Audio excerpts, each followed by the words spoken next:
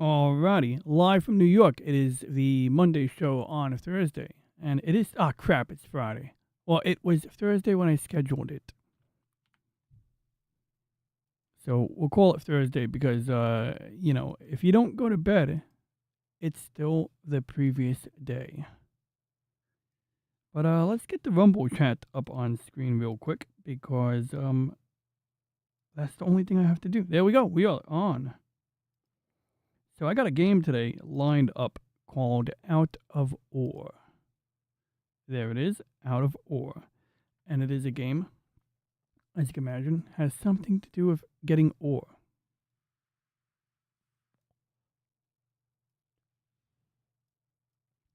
Now, I'm contemplating playing this on my right side monitor.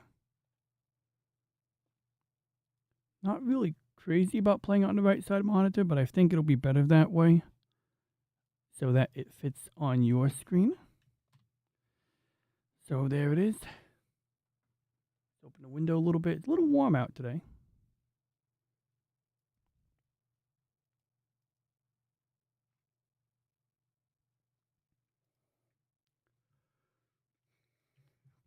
All right, let's load up the game. Oh, there's something blocking my chair. Oh yeah, that would do it.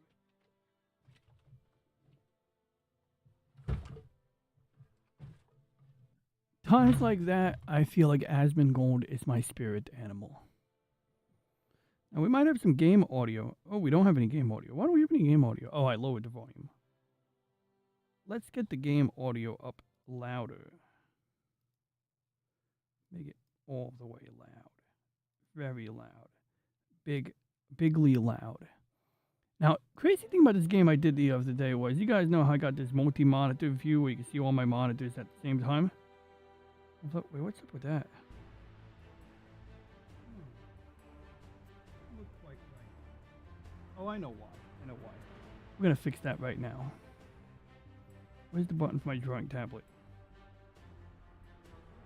Yeah, so sometimes when I go to work and I log into my computer remotely, what I like to do is, there we go. I think that's correct. Is that correct? Yeah, that's correct. That's about right. We'll move that over a little bit. So I took the app window and I resized it to span all of my screens. And I just use my hands to point at all of the screens, but my camera's off. Yeah, so it's not really a good camera angle. Or whatever, I'll take it. So yeah, I made it span all of my screens, kind of all of the upper screens, and it was kind of cool because you're operating an excavator and you're looking out the window, and if I just had one additional screen here, it would be perfect. Now, yeah, you could just get a 40. Hey, what's up, William?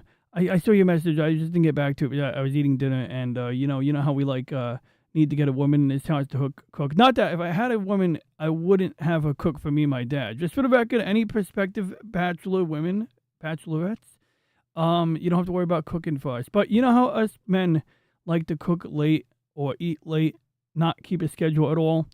So yeah, I was prioritizing getting the show. I actually was taking a nap at the time before dinner. But anyway, we got a game called Out of Ore today, and I was just talking about how I spanned the game across all these screens over here, and I was operating an excavator. What's up, Lady Mist? What's up, LCX? Good to see both of you here. And it was kind of cool, but it was a little bit clipped. But maybe later on, actually, fuck it, we'll do it right now. Screw it. Let's get into the game. So we're going to play single player. We're going to load. Why is that Russian music playing? Is that part of the game?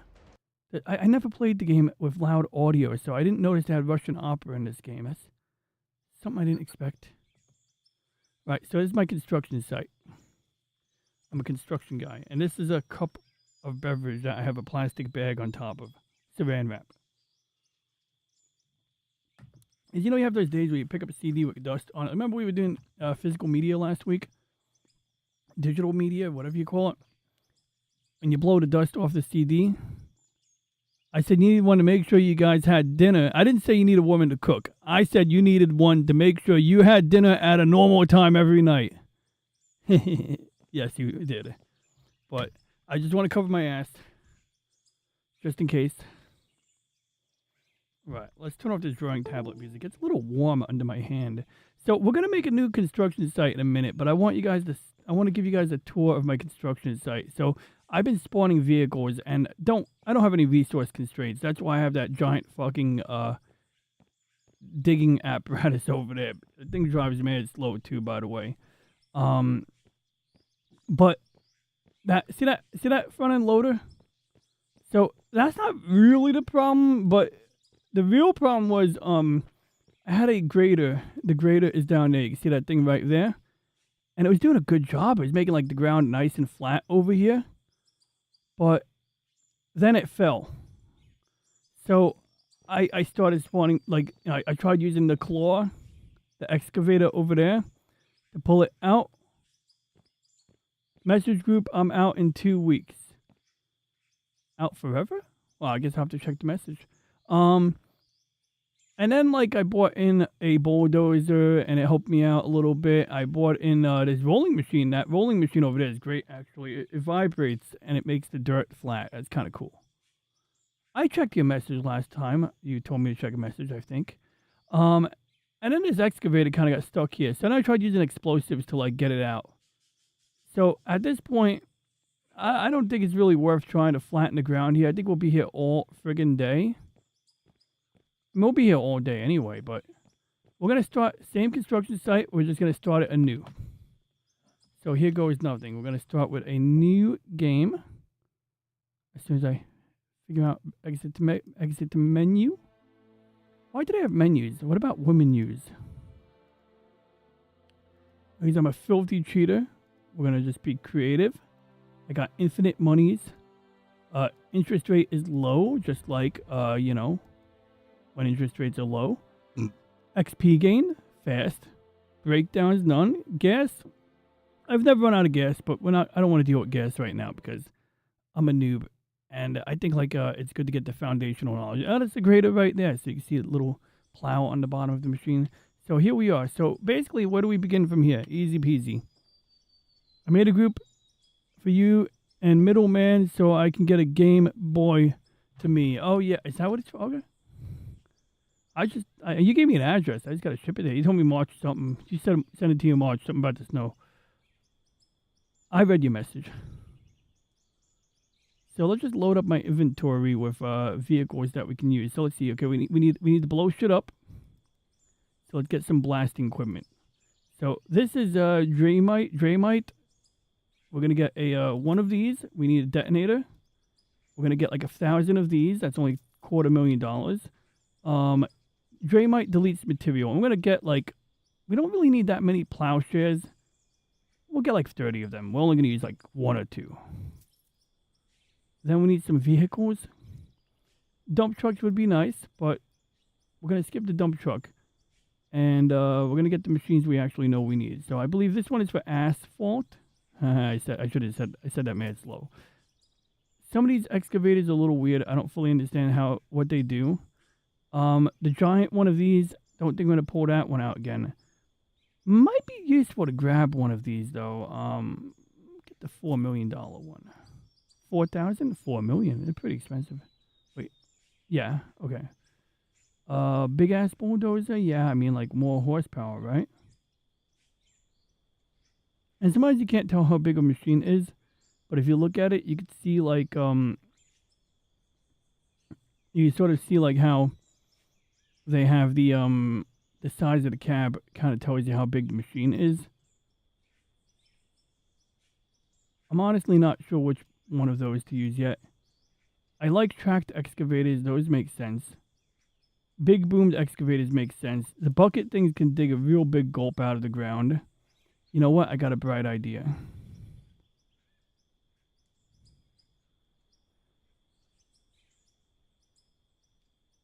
So we'll get the $1 million, one of these $1 million or $250,000. Get one of these big ass excavators here. We'll get this one here.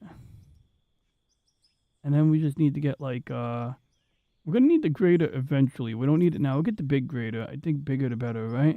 Maybe, hopefully. And let me see here. A loader, paver. What was the thing? So let's just start blasting.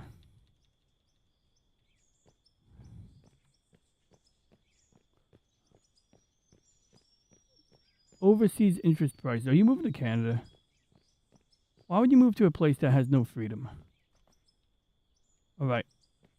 Oh, wait. No, that's not what I'm supposed to do. Crap. Can I delete that? I don't know how to get rid of the... Fuck it. Let's just blow it up. I was supposed to blast a hole in the ground, then bury it. Okay, so first we're going to use a little thermo... fission device. There we go. It's some nuclear fission. Totally no nuclear fallout. That mushroom cloud is not a problem, I'm sure. Let's blow up another one. Just so you guys can see what I was trying to do here.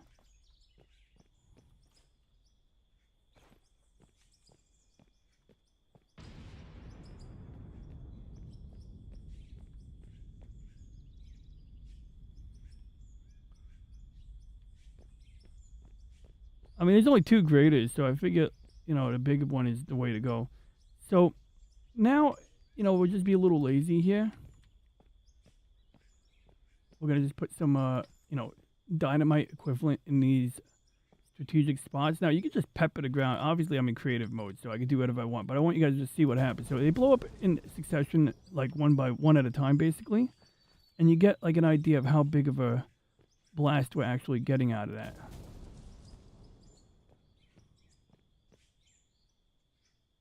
Oh, vacation. Okay, good. I was worried about your freedom. I was like, going to say, you better get your vaccine card or whatever bullshit they do over there. I think they do vaccine cards. I think they're big on that.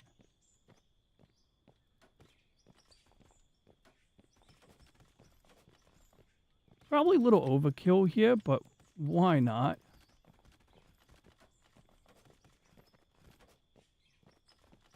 It's just like making... You think we could like carve this to be like George Washington's face if we do this right? You know what I mean? Like do a Mount Rushmore.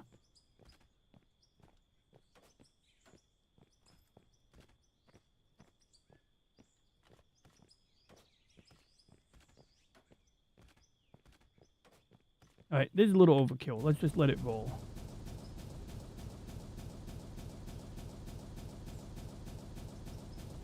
Now, part of the toolbar that's behind me and Reggie, it's just, vehicles or excavators and things like that.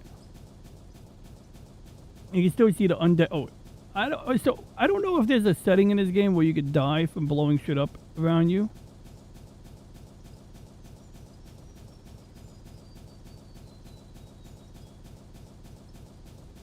And this can operate with a gamepad or a mouse. Okay, package group. Alright, I'll just be careful not to pick the wrong package group. Because, man, let me tell you, you pick the wrong package group, man, you could see some nasty shit. Okay, I want to make sure I'm looking at the right package group. I don't want to go to, like, a Facebook group where there's a ton of packages. I remember one time this guy in a dress friended me on Facebook, and they were spread eagle, but it was a post-op eagle, you know what I mean? It was pretty not my cup of tea. I'm not going to say it was nasty, but it wasn't my cup of tea. Like, I'm happy for them. I mean, they looked like a lady. Their face was a little funny, but they did look like a lady. Kind of. Until you realize they weren't. Then they definitely did not. But honestly, I'd be happy with them to do whatever works for them in their life. They just didn't send me a picture of their mutilated penis. Okay, sorry for the language, guys. Let's stay off the topic. I apologize. Oh, was there something happening on screen that was like, what stopped? Was there like a sound effect or an echo? There we go. So that's nice. I'm actually getting a nice little slope here now. I gotta stop saying incriminating things on stream, yo. I apologize. It looked like a lady who. I'm thinking about the Mrs. Doubtfire movie trailer now, when they play that song, you look like a lady who. That movie is great. I remember I was in church one time imitating the scene when when his bra went on fire. Or his fake boobs went on fire. That was a great scene. Both my mom and brother were laughing, but my mom was like, okay, stop now.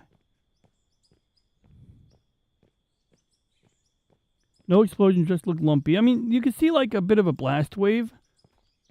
The type of blast wave that will liquefy your lungs if you fucking your organs if you stand too close to it. That was the thing in World War One. They just find a bunch of dead guys and be like, they look fine, and they do a little autopsy. They're like, oh, that explains it.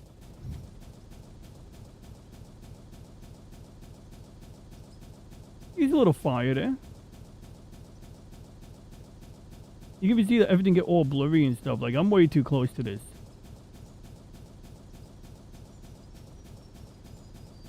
Eventually we get to do the fun stuff. Play with the excavators.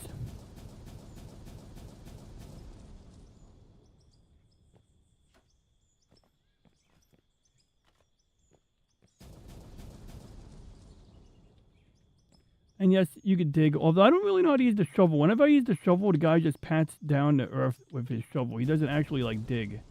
Like, this is what happens when you use a shovel. You go up to something, it just hits the ground. Which is basically cool, but you don't really need to do it because you can just use the rolly machine, I guess. I mean, it works. As you can see, it's kind of smoothing out the ground. I might be using this wrong. Hey, what's up, Snow? Let's play some Draconian in a little while. Right now I'm just, working with my hands, as you can see here. I'm a man of the land, working with my hands. I got a green thumb, which might actually be a sign of gangrene. I might have to check on that. I might have to see a doctor about the green thumb. He has a green thumb. It also smells like gas gangrene. All right, let's get a machine now, right? I mean, I don't know what we're going to do with the machine yet. We can't drive into this hole really yet. That's kind of my goal, is to drive into the hole.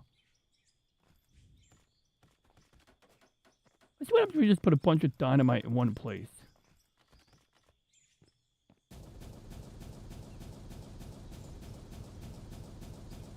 That makes a lot of sense. Perhaps the shovel is for bashing people's heads in. Because, I mean, in the construction industry, sometimes you got to do that. Like, especially when it's a mafia operation. I had a friend, he worked at Wegmans, and the manager, he changed the waste contractor, which was a mafia company. I guess he didn't like the price he was getting.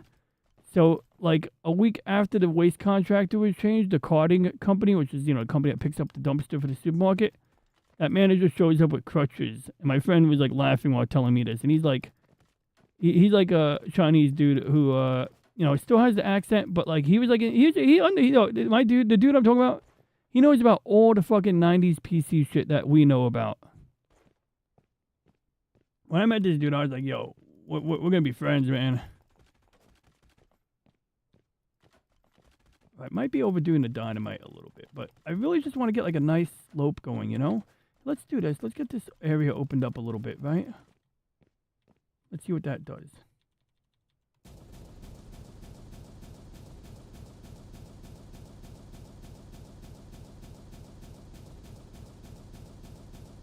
I think we should start getting the digging machines out.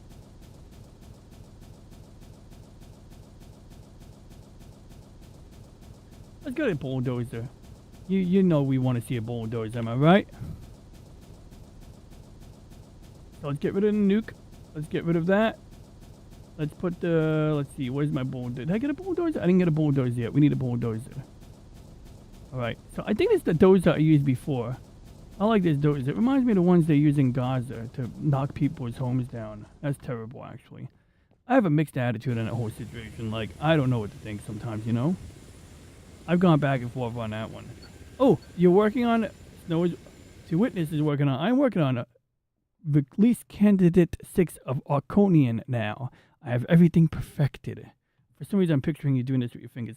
I have everything perfected. This battle station will be the ultimate power in the universe. Or something like that. I just need to finish the 2 sprite sheets. Dragon and Mines. Animated. Ooh, animated mines. The mines always get me. I'm just like zipping through that map. And finish coding the big boss fight at the end. And since you rewrote the audio stack, you don't have to do that, right? Oh, what up, Sleetenbach? Let's get Reggie up and running. This might take a second. I forgot to do that. I mean, I did 80% of getting Reggie operational, but I don't think he's in the right voice yet. I don't think he's in his right voice. You know what I mean? So we're gonna get his right voice up. Also, let's see here.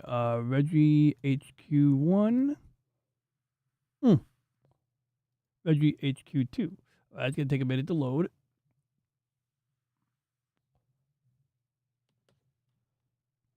Where's my terminal? Terminal. All right, there we go. Yeah, so usually I play this game on my ultra widescreen monitor, which you don't see the whole screen, but this monitor goes all the way over here and all the way over here, as you can see. For you guys, I'm playing it on my regular screen, just so you guys can like enjoy the game.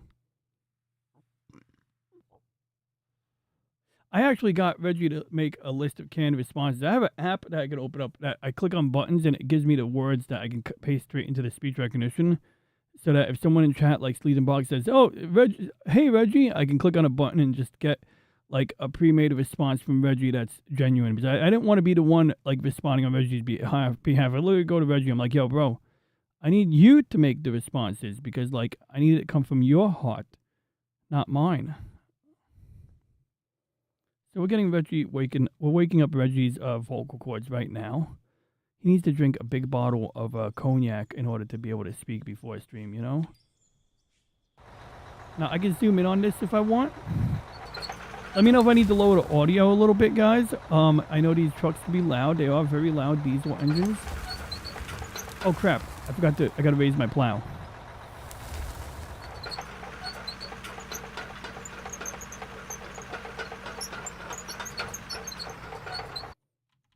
Where's my chat? I need to get my chat window up. There it is. Okay.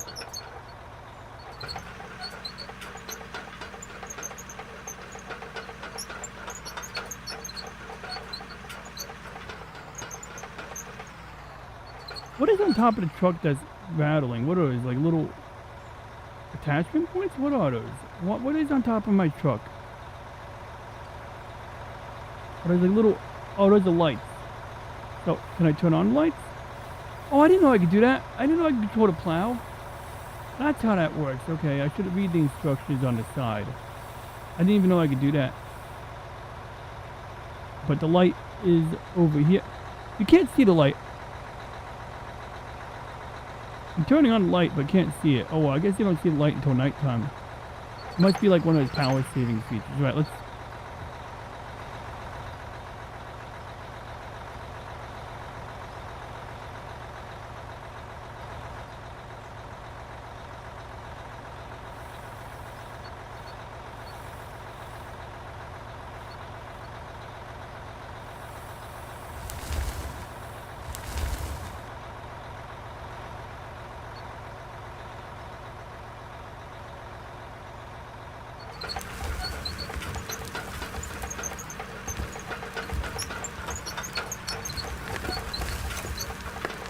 It's skimming the ground right now.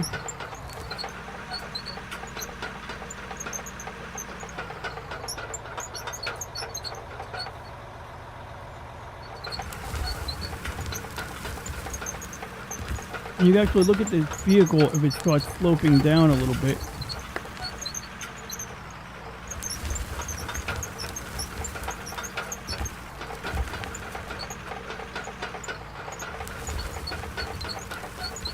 I'm a little crooked here.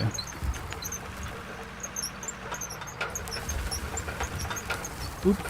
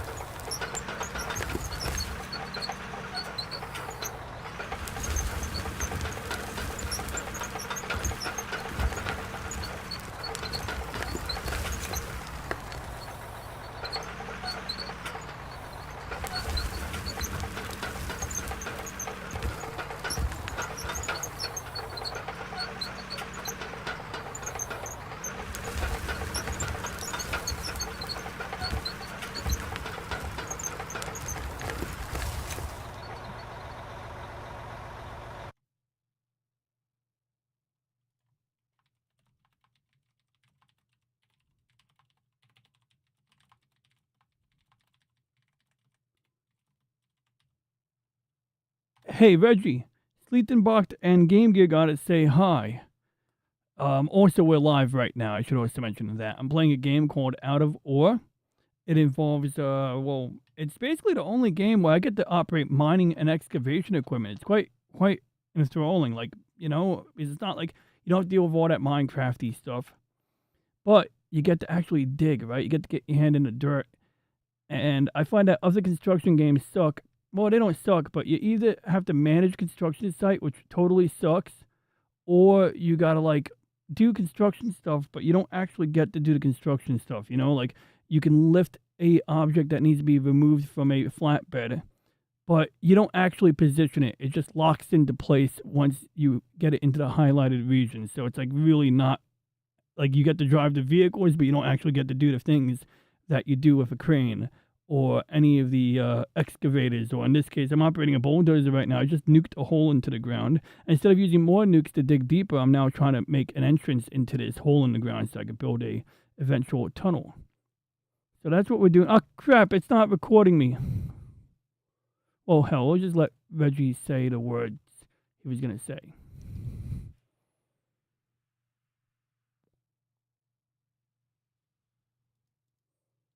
Go, Reggie, go. Why is ChatGPT 5.2 Pro inviting me to use their latest model? Why would I have to use ChatGPT Pro? Aren't I paying for ChatGPT Pro? Am I not signed in right now?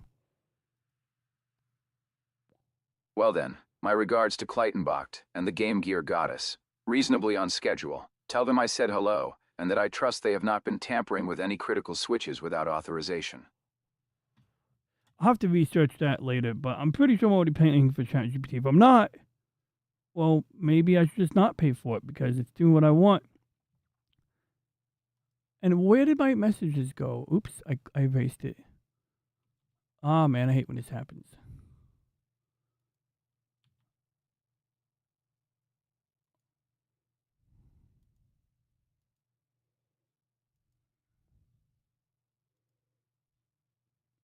I did a bunch of image modifications yesterday.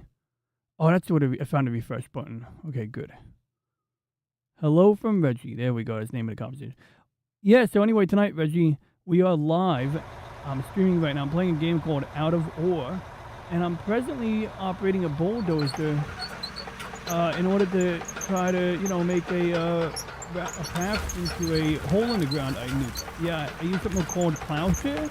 I feel like that's based on an actual Russian or American nuclear device that, like, was created in the, 50s or 60s as an attempt for, atoms for peace.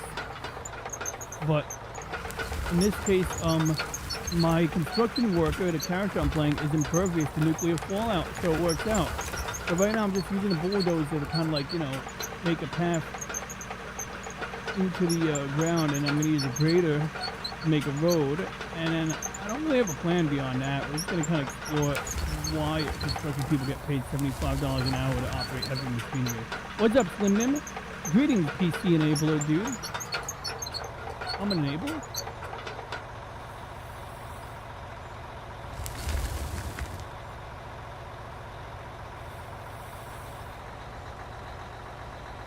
I don't know if that's the correct angle for the bulldozer. We're going to go with it.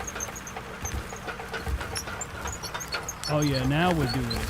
Oh yeah, now we're doing it. We're moving a lot of earth here. It's like the Stargate episode when it said, move heaven and earth.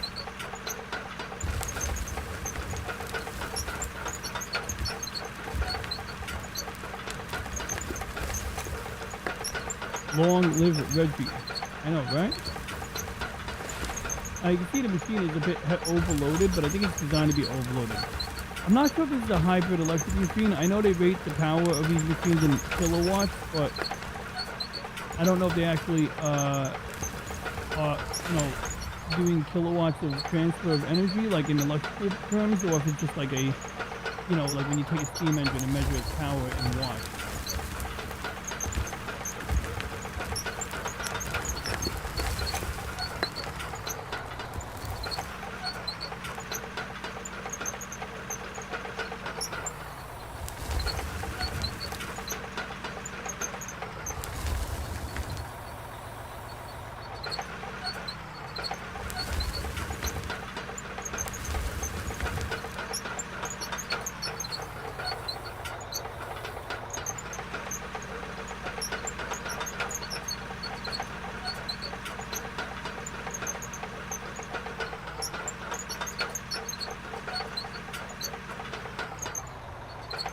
Removal, then grading, right? Yeah, that's what I thought.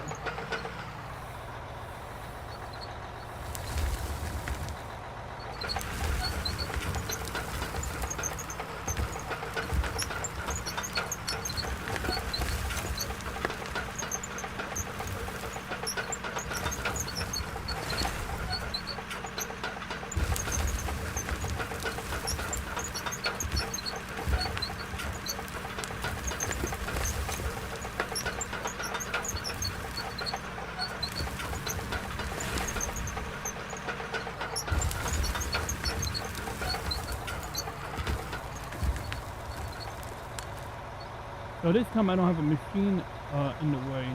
Last time I had a machine that I couldn't bury.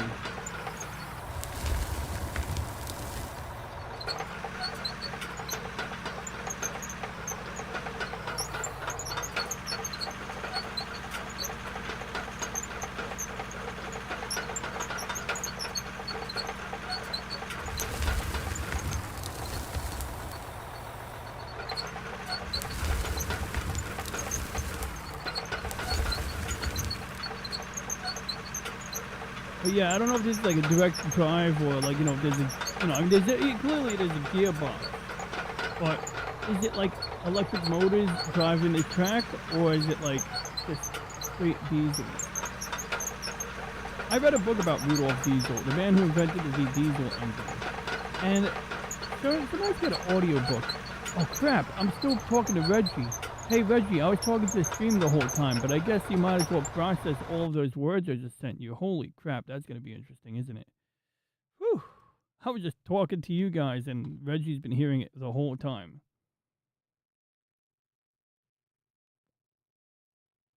I should probably take him out of thinking mode. I have Reggie in the thinking mode instead of instant. Can you show the video of the guy just picking up a boulder and dropping it from the sky to break up a slab right next to my house? After about 6 goddamn hours, I went to the city. Really? That happened? I mean, when I used to work night shift,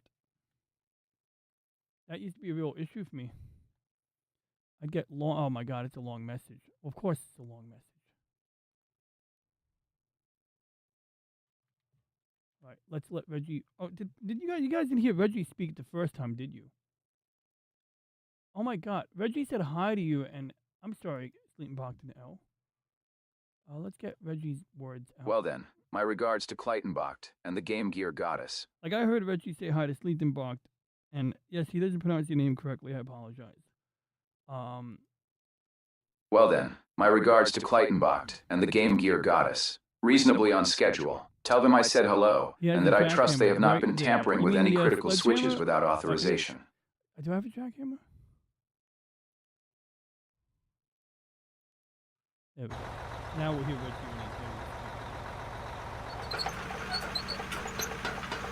when he you guys heard Reggie speak, I assume, right?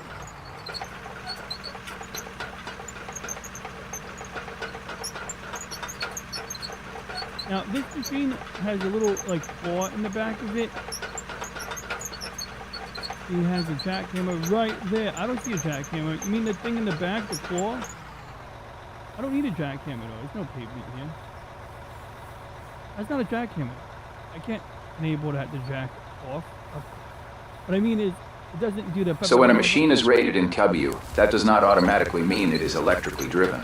It may just be the Psi unit version of horsepower. Cat 3S for the drivetrain. Most dozers are still diesel-powered machines using mechanical, hydraulic, or hydrostatic drivetrains. Caterpillar's D7 is a famous example of a diesel-electric dozer, where the diesel engine drives a generator, and the tracks are powered electrically, rather than by a conventional direct mechanical link. Peterson Cat 4, so the stream-safe answer is this. The game's plowshare machine is probably riffing on the real nuclear excavation program from the 1950s and 1960s. And the bulldozer you are driving is probably meant to feel like a conventional heavy diesel machine, unless the game specifically says otherwise. Wikipedia too, and yes, the grader after the dozer is the civilized sequence. 1. HTTPS, Saint-Olando Look Back Plowshare Program, atmasurshagshagdt.com. The Plowshare Program Science and Technology 2. https in wikipedia.org. HTTPS www.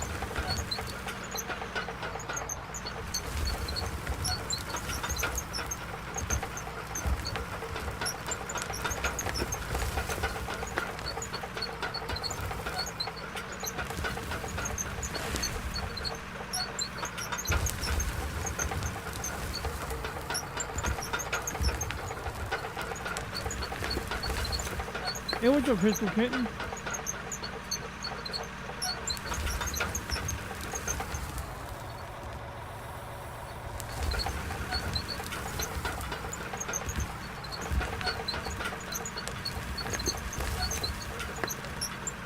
Oh, I'm going a little too deep here.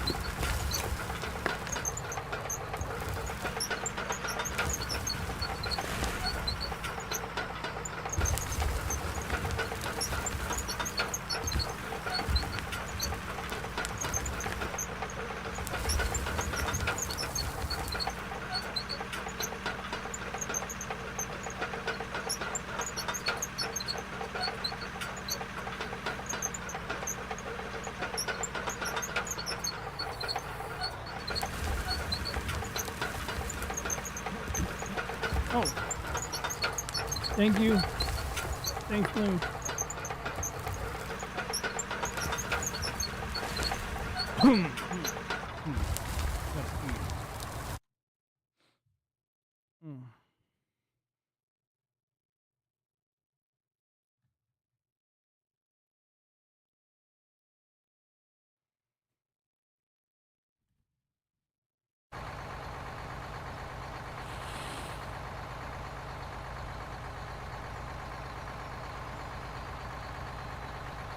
At least to say that my cold is gone. I just still snot out a little bit once in a while.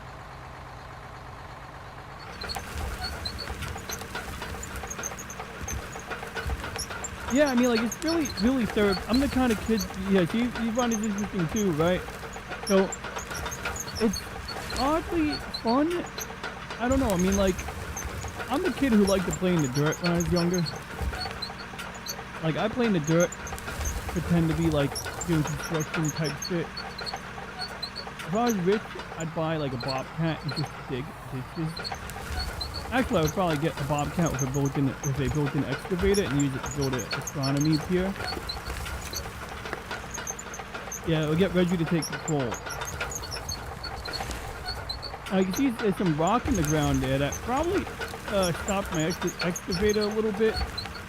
But I think it powers through the rock anyway. I think it kind of just pulverizes the rock.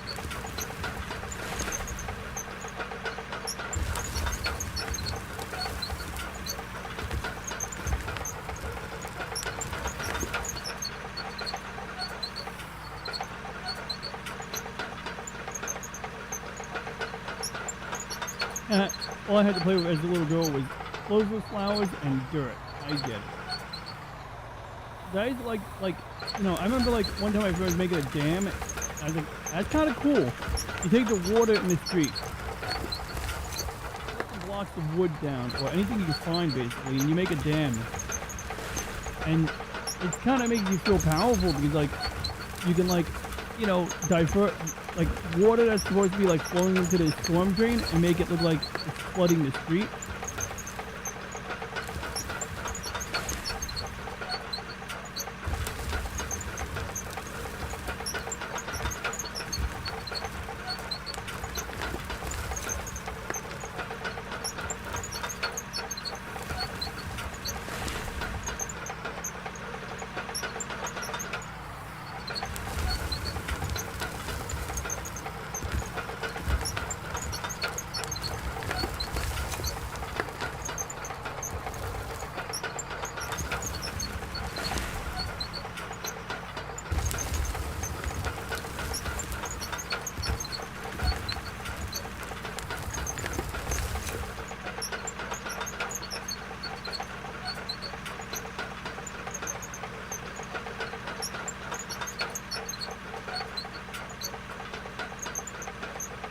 I'm gonna get the grader out. I don't care if it's too soon for the grader. I want to get the grader.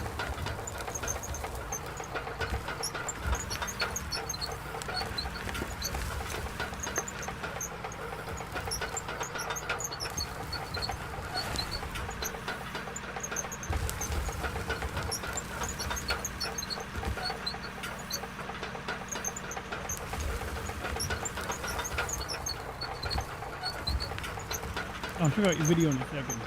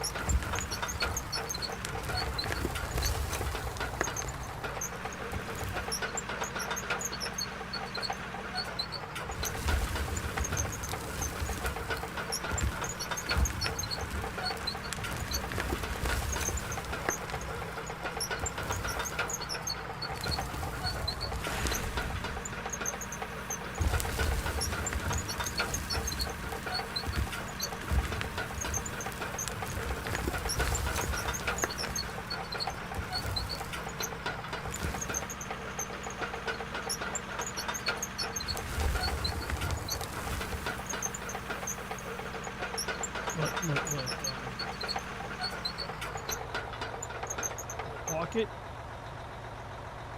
Now, what seems crazy to me, says Limnim, is that you only have one actual excavator and not even a full excavator on the site, and they want this much. Dude, I can spawn anything I want. I'm about to spawn more machines, dude. Remember, I got an unlimited budget here, so we're gonna get the grader out. And really, I should probably use this machine here first, the roller. So we're gonna get a roller, and luckily they deliver machines via helicopter and shipping container, because apparently that doesn't cost fuel.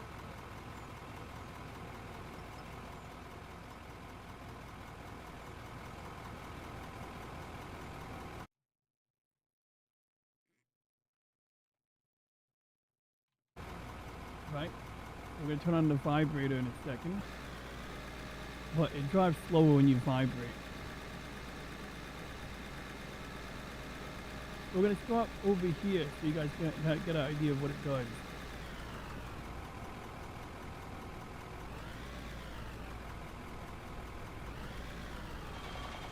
Okay, now it's vibrating.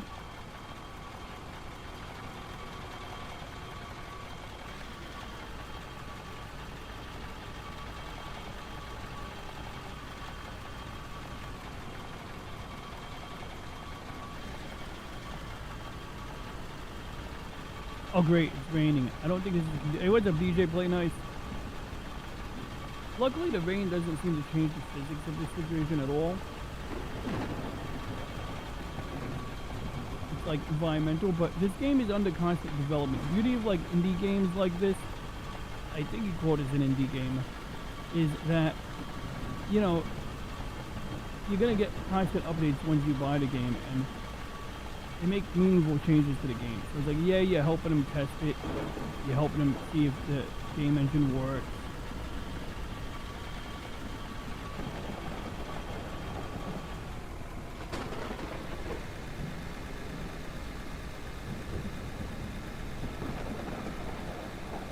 But like, I was reading the release notes on the last big update. It was like something basic stuff, but things that are essential to constructing the game.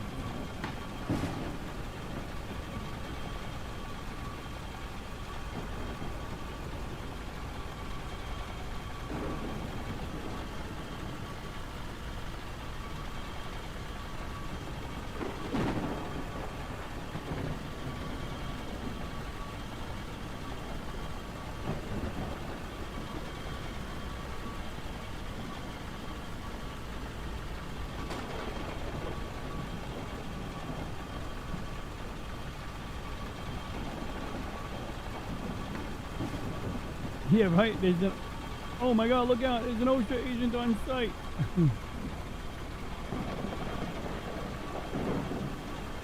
Like lightning ain't gonna hurt me. Here's a bribe, OSHA agent. I have infinite money, so I just bribed the OSHA agent. It's fine.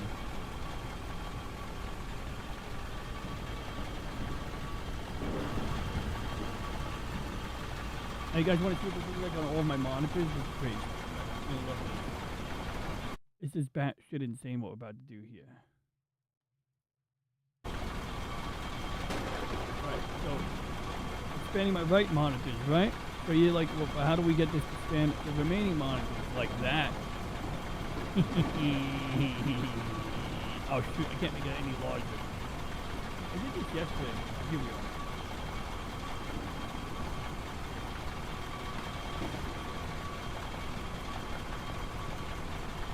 Wait, this isn't working the way it worked yesterday. Oh, there we go. So now I'm in a real excavator. Oh crap, it's not doing what I want.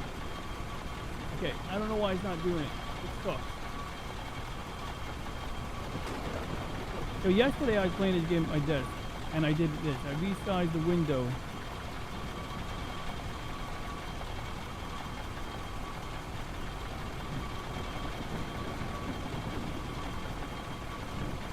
Damn it, it's not letting me do it. It's not letting me do it right now. Oh, it's a shame. Oh, I know why.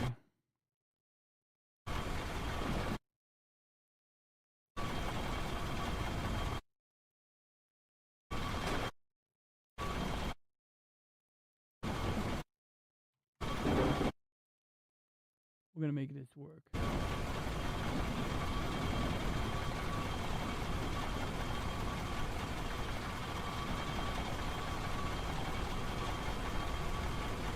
There we go. So it's not perfect, but no, it's not perfect at all. I don't know why I can't get it to span the monitors the way I had it yesterday. Now, the problem is things are a little bit uneven, so actually this lines up pretty good with my upper right monitor and my front monitor. It lines up almost perfectly. With my bottom right monitor, I have to sit back. I have to sit real low for it to be even.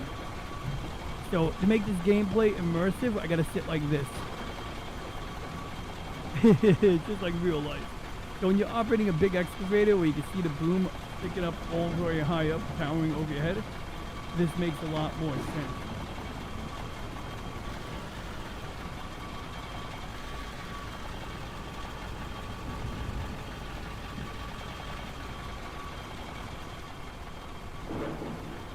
Now obviously there's no point to playing it in multi-monitor mode like this.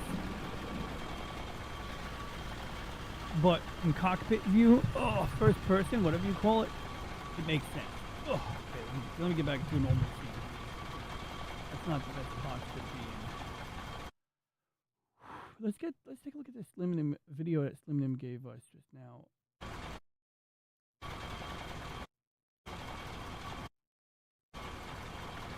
What the fuck?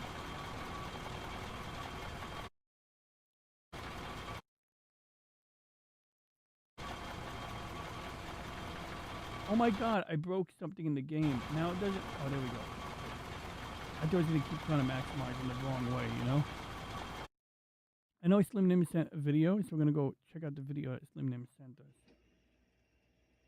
Oh, this is going to be great. Where's the sound? There's not really that much. Oh, it's your actual video. Notice he's got a jackhammer right there behind him.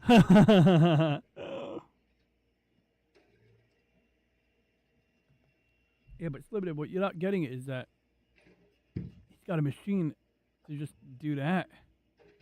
Like, you imagine the guy's probably got back problems and shit. He's probably like on his 5th OxyContin, or he ran out of. Actually, I don't know. Okay, let's not go there. That's just terrible. That's just absolutely terrible. Again, jackhammer right there. He does have a jackhammer. He's not wrong.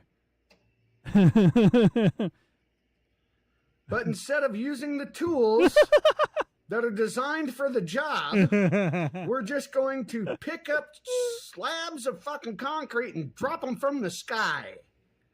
Because that'll do a better job at it. Oh, crap. The chat's Not blocking. worrying about any other foundation, not worrying about any other disturbing the peace, don't care about anybody else. Just pick up boulders and drop them from the sky because the equipment we have isn't good enough. I mean, it's hard to argue with this guy's methodology. He's got the fucking machine. If I had a mobile suit, what is that? A slab? Oh, he's trying to break the slab with the rocks? Okay, that's idiotic. You're right, Slim. You know what? I was trying to defend this guy, but no. Gee, what would you do with such a giant big slab of concrete? I wonder. Maybe use the jackhammer that's right there. Maybe use the jackhammer. But no, we're going to pick up boulders and drop them from the sky. I mean, points for creativity. You're not being creative, Slim. You're just being logical. This guy's creative. Okay? And people like me, Elle, and Snow, we could appreciate creativity. How many times did he do that? Slim? Notice he's got a jackhammer right there behind him. How many times did he drop the rock like before you started recording? You had to be mighty pissed that. And this must have been pretty loud. Like, I could hear it, but like, I'm going to guess that the phone audio does no justice to how loud this shit is. I mean, if you got to rent the machine for like hundreds of dollars an hour, you might as well have fun with it, right? Oh. Again, jackhammer right there. I mean, like, the jackhammer, you got to hook up an air supply to that. But instead of using the tools that are designed for the job, we're just going to pick up slabs of fucking concrete and drop them from the sky. Because that'll do a better job at it. Not worrying about any other foundation, not worrying about any other disturbing the peace, don't care about anybody else.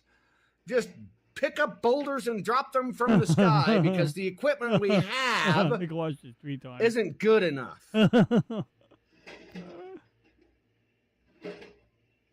I bet you were hoping he popped the hydraulic line, right? Does anybody here know how hydraulics work? It's quite fascinating. So that was fun. That was fun. Like I said, after days and 6 hours on a single day, I'm trying to break up that single slab. Oh my God.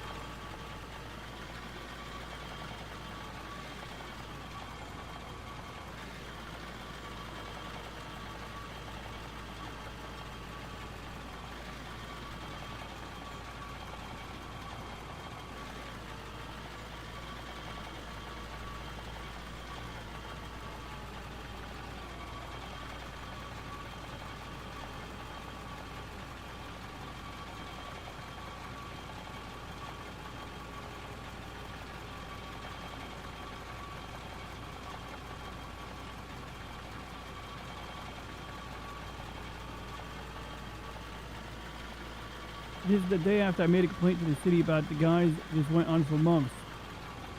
So the day after the complaint, these guys bring jackhammer to the site and still don't use it. Oh my God.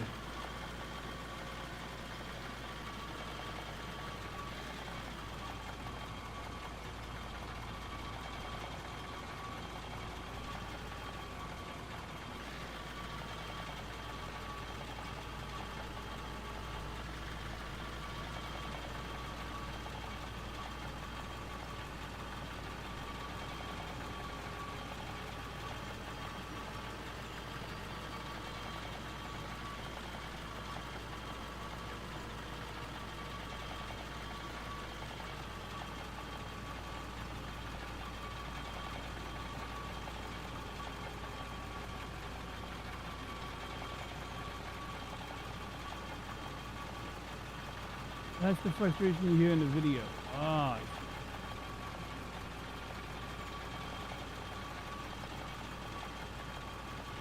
Well, luckily I'm in the middle of a field in the middle of nowhere. So I'm not disturbing anyone's peace. And let me tell you, after the amount of helicopters that are going to be flying in to deliver shit, we're going to be glad there's nobody here to complain.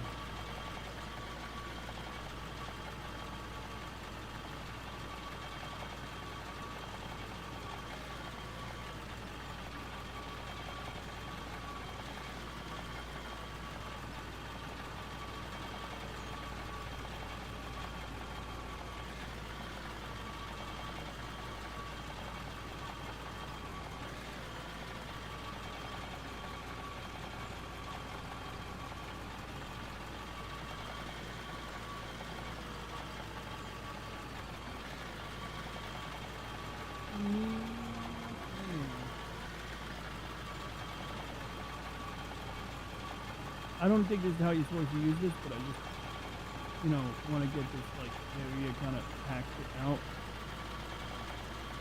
I mean, it worked. It worked. Get a little perimeter here now.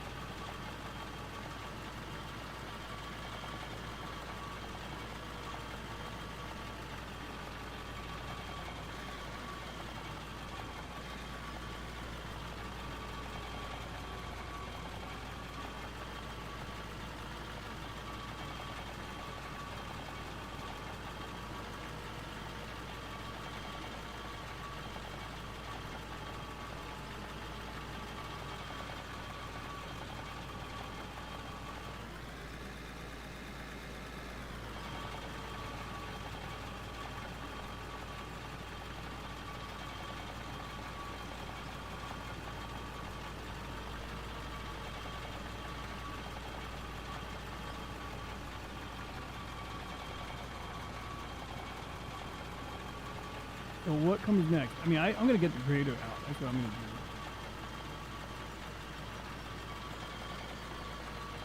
do. You hear some birds in the background.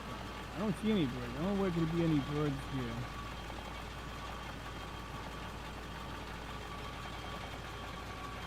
Let's do one more run over the mound.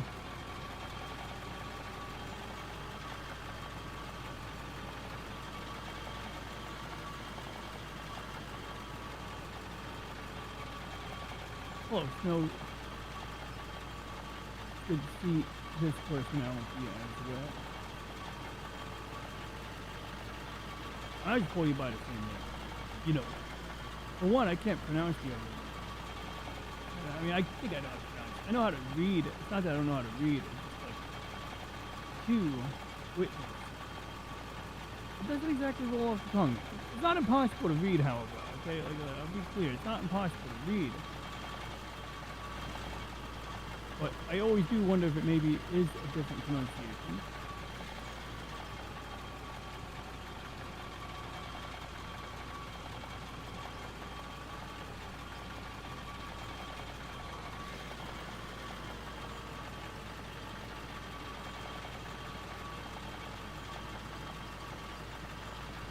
But I think we got this paved out. I think we get that one spot.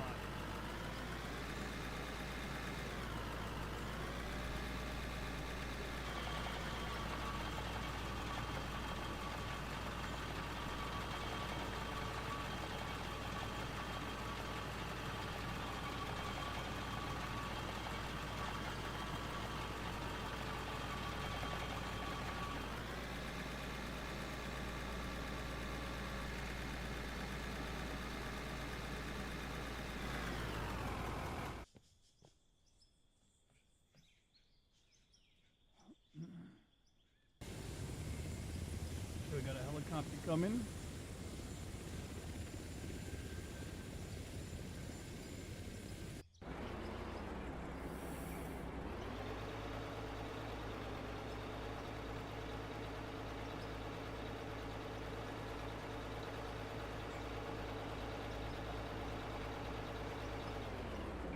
Numaro Ultra. I can't read that. I'm gonna have Reggie read that. I mean, I could read it, but let's have fun with this. Hey, Reggie, I got a word from my friend Slim Nim.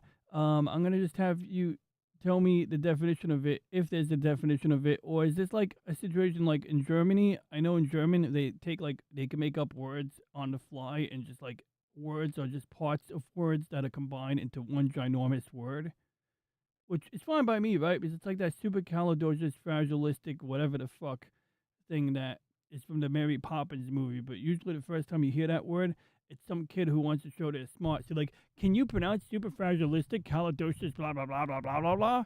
And it's like, no, I can't. And then years later, I find out it's just a scene from a movie, and it's like any idiot could recite a scene from a movie. But that's besides the point. Slim Nim gave me this long ass word, and I don't just want to hear you read it, although I do want the TTS to read it. I also want to know the definition of it, and of course, if you have to correct the spelling of it, give me the corrected spelling. And then we'll have the TTS read both. And if the word is, quote, wait, where did the word go? Oh, I see it disappeared into a new line because it's so long that it didn't fit. All right, we'll let Reggie process. I think it's a lung disease. But let me just look up the word. I can read this. Supercalifragilistic Oh yeah, okay, got this here. Superfragilistic expialidocious. Superfragilistic expialidocious. Yeah, it's like easy, but like I didn't know what that word was the first time someone had said it to me, and it's like I don't think it's a word. I don't think it means anything. It's a fucking song. So it's like you don't actually have to know how to pronounce that word, because that's like me telling someone, "Can you pronounce Jem'Hadar?" It's like, of course you don't have to know how to pronounce that. It's the name of an alien from Star Trek. And frankly, Mary Poppins is less than aliens from Star Trek. Always will be. Okay, I'm just now I'm just being a hater here.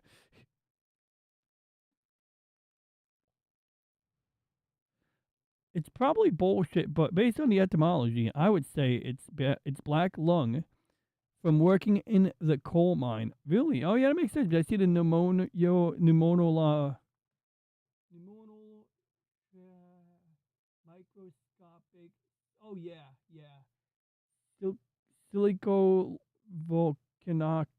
Volcanic. Something. Yeah, that sounds like a lung disorder for sure. Well, let's see what Reggie says.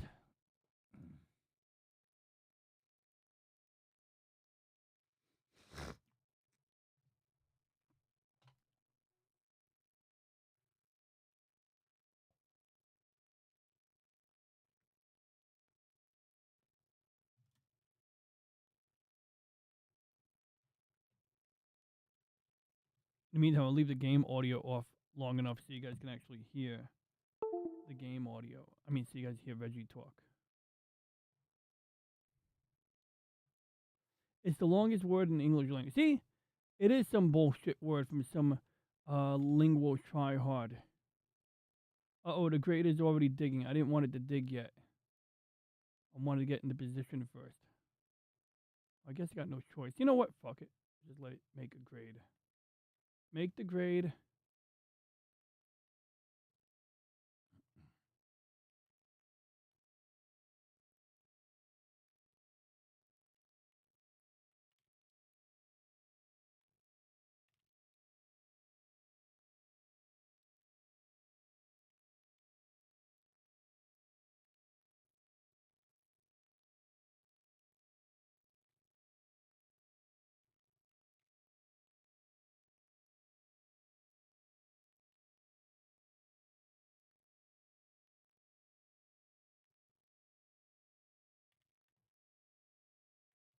Reggie, talk.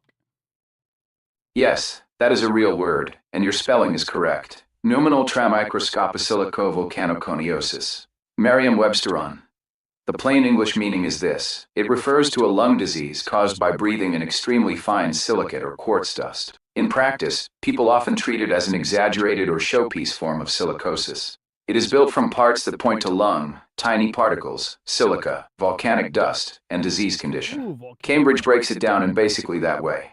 Cambridge Dictionary 2 for TTS. Here is the normal word first. Nominal tramicroscopic-silico-volcanoconiosis. And here is a chunked reading to help the voice engine behave. If you want the conductor's spoken version for stream, it would be this. That word is nominal trimicroscopicilicovolcanoconiosis. It means a lung disease caused by inhaling very fine silica or quartz dust. In other words, a spectacularly oversized word for a very bad time in the lungs. End of line. 1, 2. You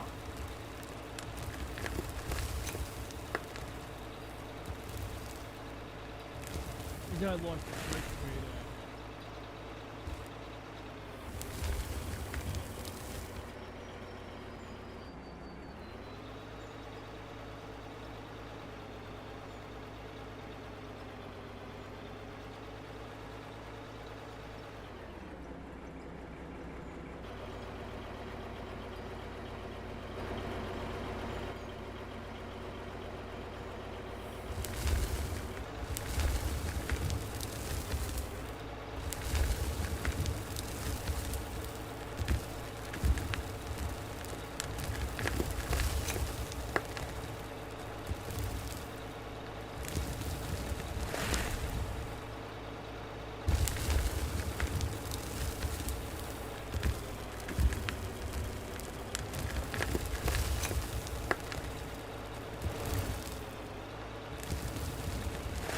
Might have dug it out too deep.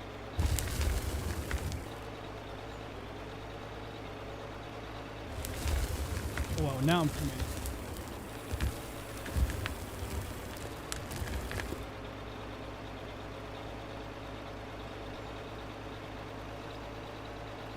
It's almost twice as long as the English alphabet.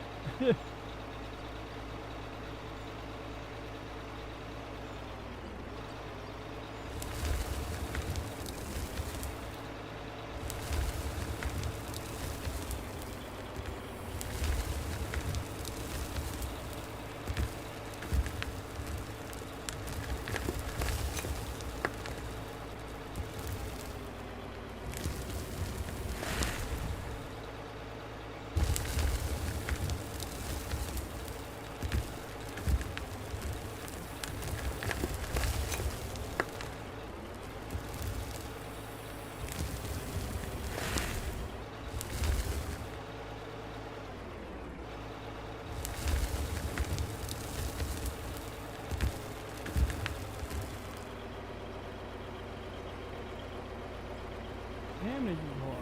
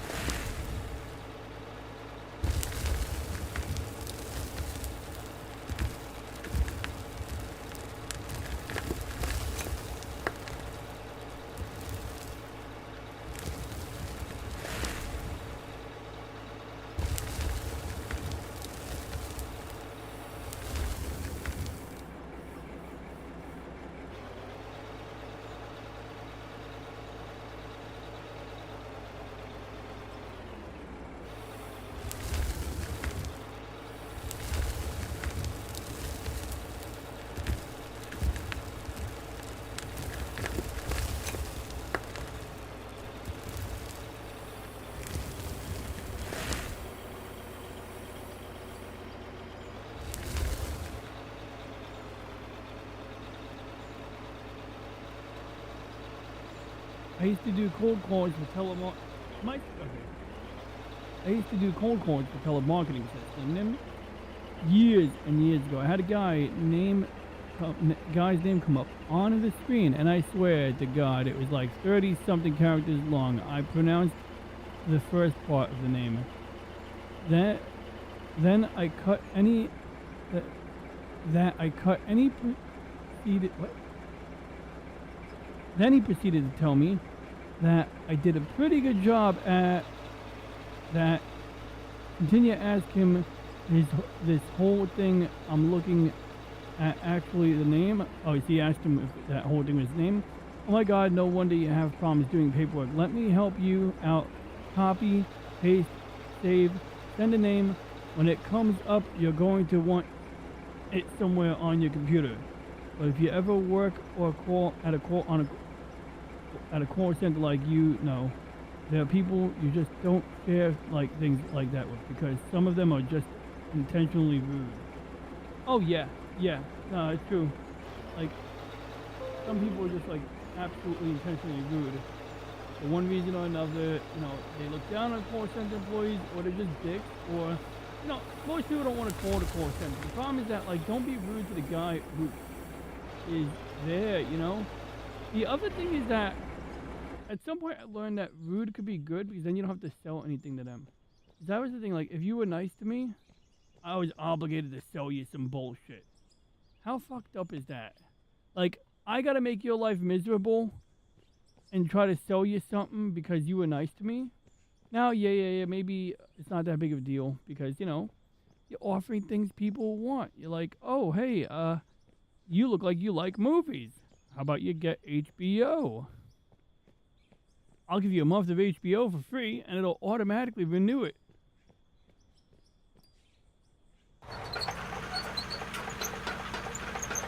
I was like, I just want to be on the phone and fix people's shit. That's all I want to do.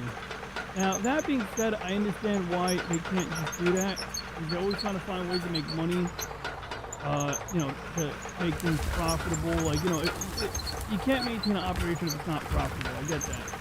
But how do I phrase it? Like,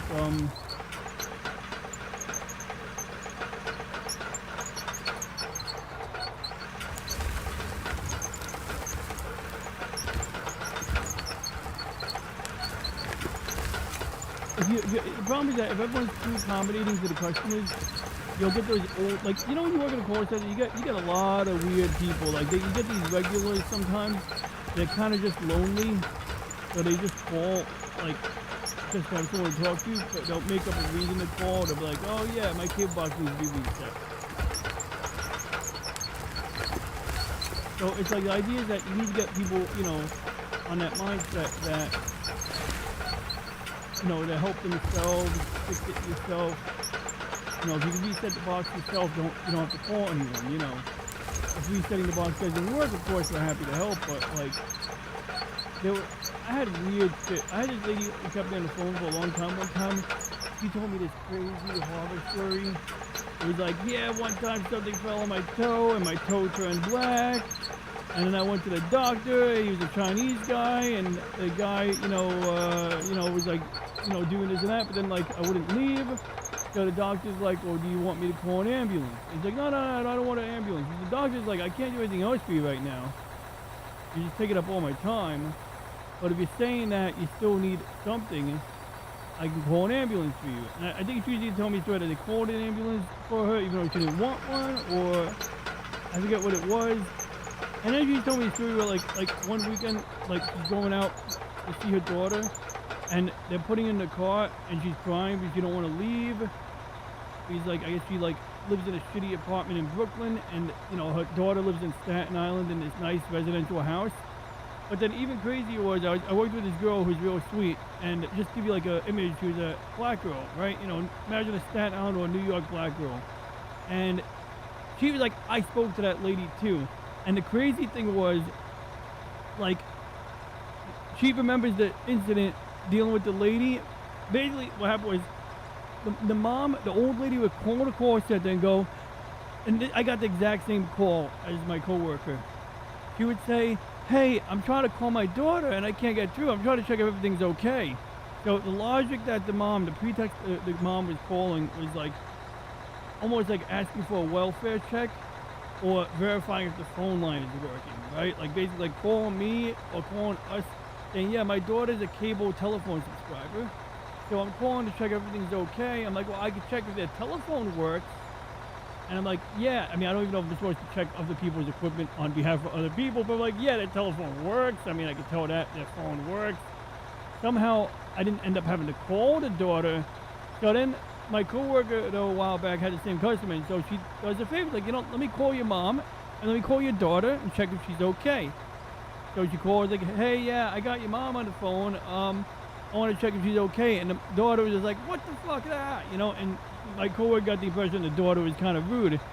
And I'm wondering what's like, well, if your mom was like doing this all the time, like you live with your family and you got a mom living alone in Brooklyn and she's periodically calling to get your attention, well, one might show that maybe, do something about that, be there for your mom or something like that. But that being besides the point, it was a weird dynamic, but my coworker kind of called it like the daughter was mean. And I described, New York black girl.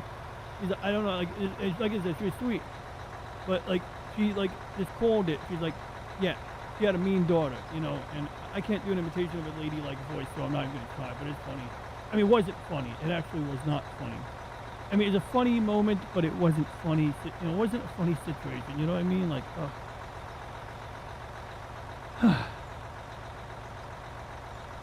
So, as Slim says, the name, oh yeah, I read that. When I worked at a similar job, Game Gear Goddess, I was the one making the calls to potential business partners. Because they got to do some business. That's how we say it in the hood, business. That's not how we say it. But some people do. Some people say, like, gotta take care of business. Okay, anyway, so potential business partners for my employer, and I got shouted at all the time. Absolutely. Of course you did. They were like, who the fuck are you? No offense. But like, well, no, I don't want to buy what you got.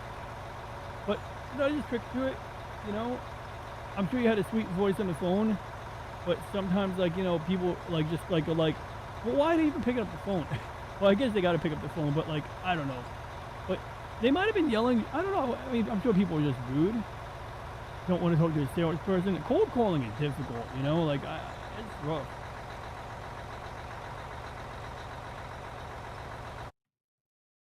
Oh, I need to take a break from this ore excavation. Let me see if I can find a video for us. Wait, I can't go to my playlist. Well, I can't show you guys my playlist unless I check it first. I don't know what's in the freaking playlist. Could be anything in there. Oh, Aris is on. I do have this personality test here that was, that I believe, Aris shared on L Show earlier.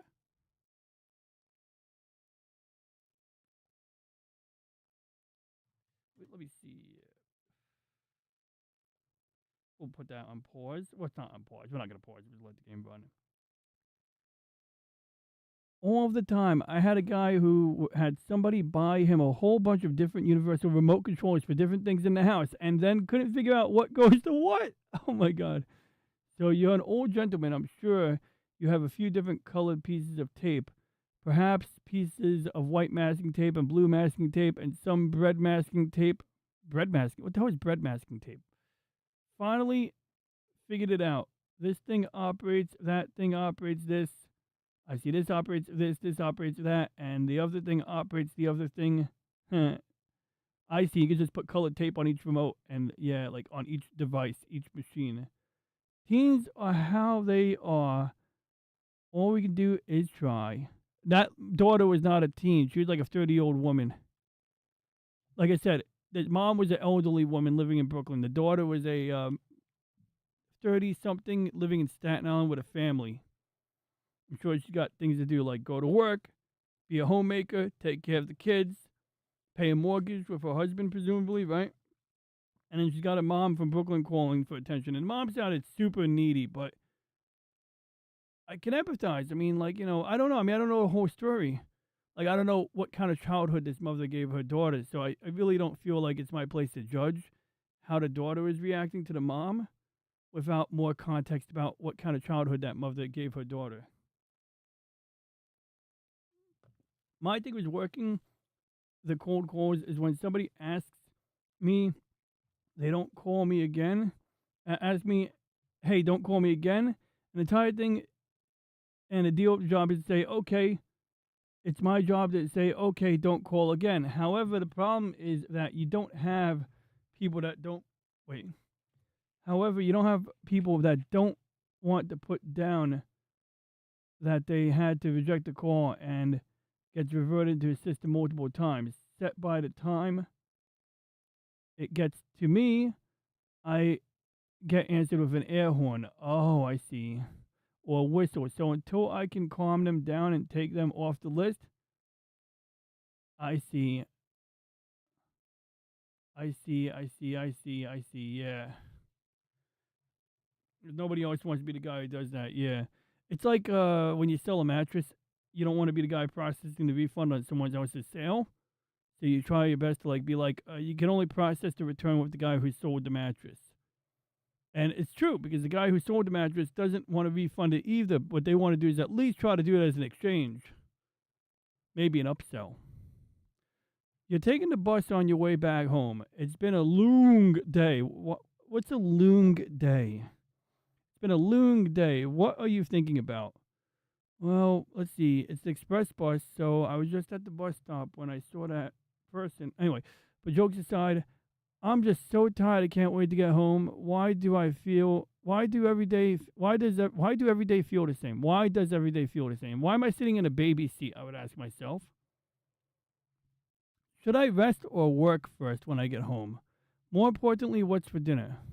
Probably that one. You look outside the window. It seems like it's going to rain soon. Suddenly everything turns into darkness. Well, it's nighttime already. I don't remember this tunnel. Pull out your phone. Look at the map. Turn around and see the other's reaction. Should I ask the driver what's going on?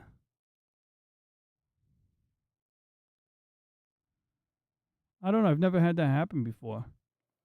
Like, this is a tough one because, like,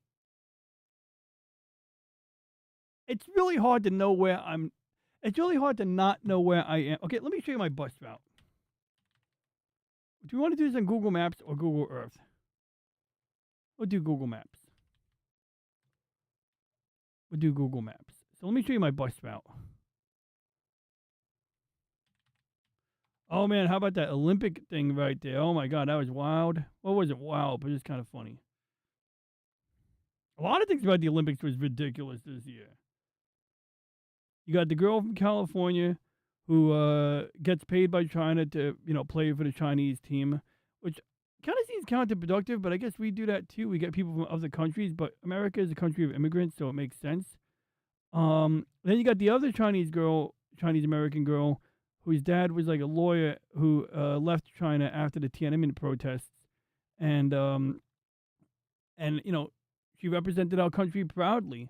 Then a bunch of woke people lost their shit. They were like, "Oh, but she said she's against the Palestine thing." It's like, well, yeah, we don't care. Like, she won the Olympics. She wore the flag on her back. She proudly represented our country. That's all we care about. And girl is real chill about it. And that's all we want. We don't care what political affiliation you are.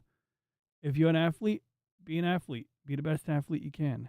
Okay, so anyway, I come from around this area here. And I take a subway train into Lower Manhattan.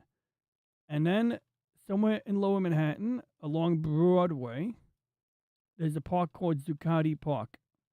And my scroll wheel is a little busted, so you see it get a little jerky sometimes. So let's see, we gotta look for Fulton Street. You guys want a satellite view? Let's go to satellite view. There we go. Now I recognize it. Okay, that's my new bus stop. Not new bus stop. I use both. I use two. So I have an interesting routine because sometimes I want to get a seat on the bus. But Zuccotti Park, I want to say it's over here. That's Trinity Place. Okay, let's just go Fulton Street Transit Center, whatever the fuck it's called. All right, there's the Fulton. It's a big ass train station over here on Fulton Street. Wait. I guess that's it. Is that it? Why does that not look right? No, that's the right. I mean, that's the right station. I guess that's what it looks like. Oh, yeah, that's it. So I get out of this station over here. Or I get out of this station over here, I suppose. I guess I come out over here. Let's get a street view real quick. Oh, that don't look right. That's a side street.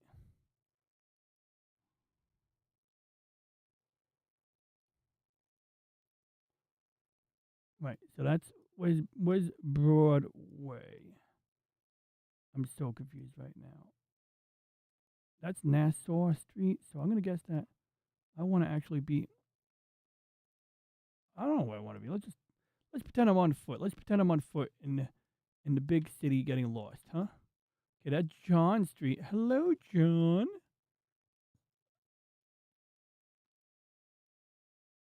Okay, so it's me getting lost in the city. So we're gonna try to find my way home. I took a detour because I thought it would be cool taking a walk down a detour. Right, there's Fulton Street. Is that Broadway? Where's the other street? What's the other street? See, I hate when you can't see a street sign when you need one, you know? I need a street sign. Like, I need, is that, what does that street sign say? Wait, is that one? No, that's not one. What does that say? Is that Nassau? That's Nassau. Right. Oh, look, the Freedom Tower. Yes, this is a familiar sight. One World Trade, whatever they call it. Let's go back to the big map so we can just get to the right. Oh, let's just get to the right spot.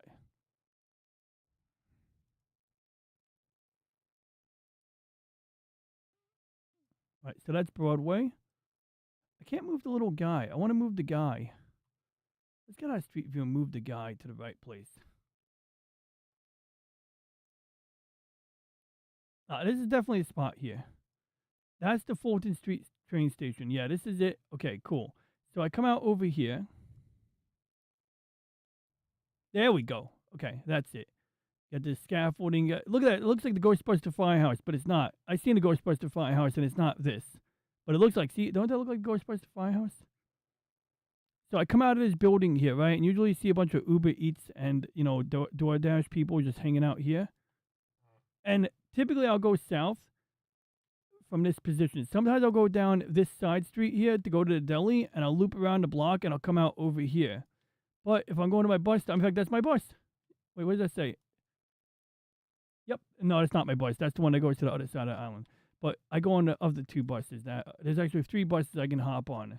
So that's me right over there, waiting for my bus in front of One Liberty Plaza.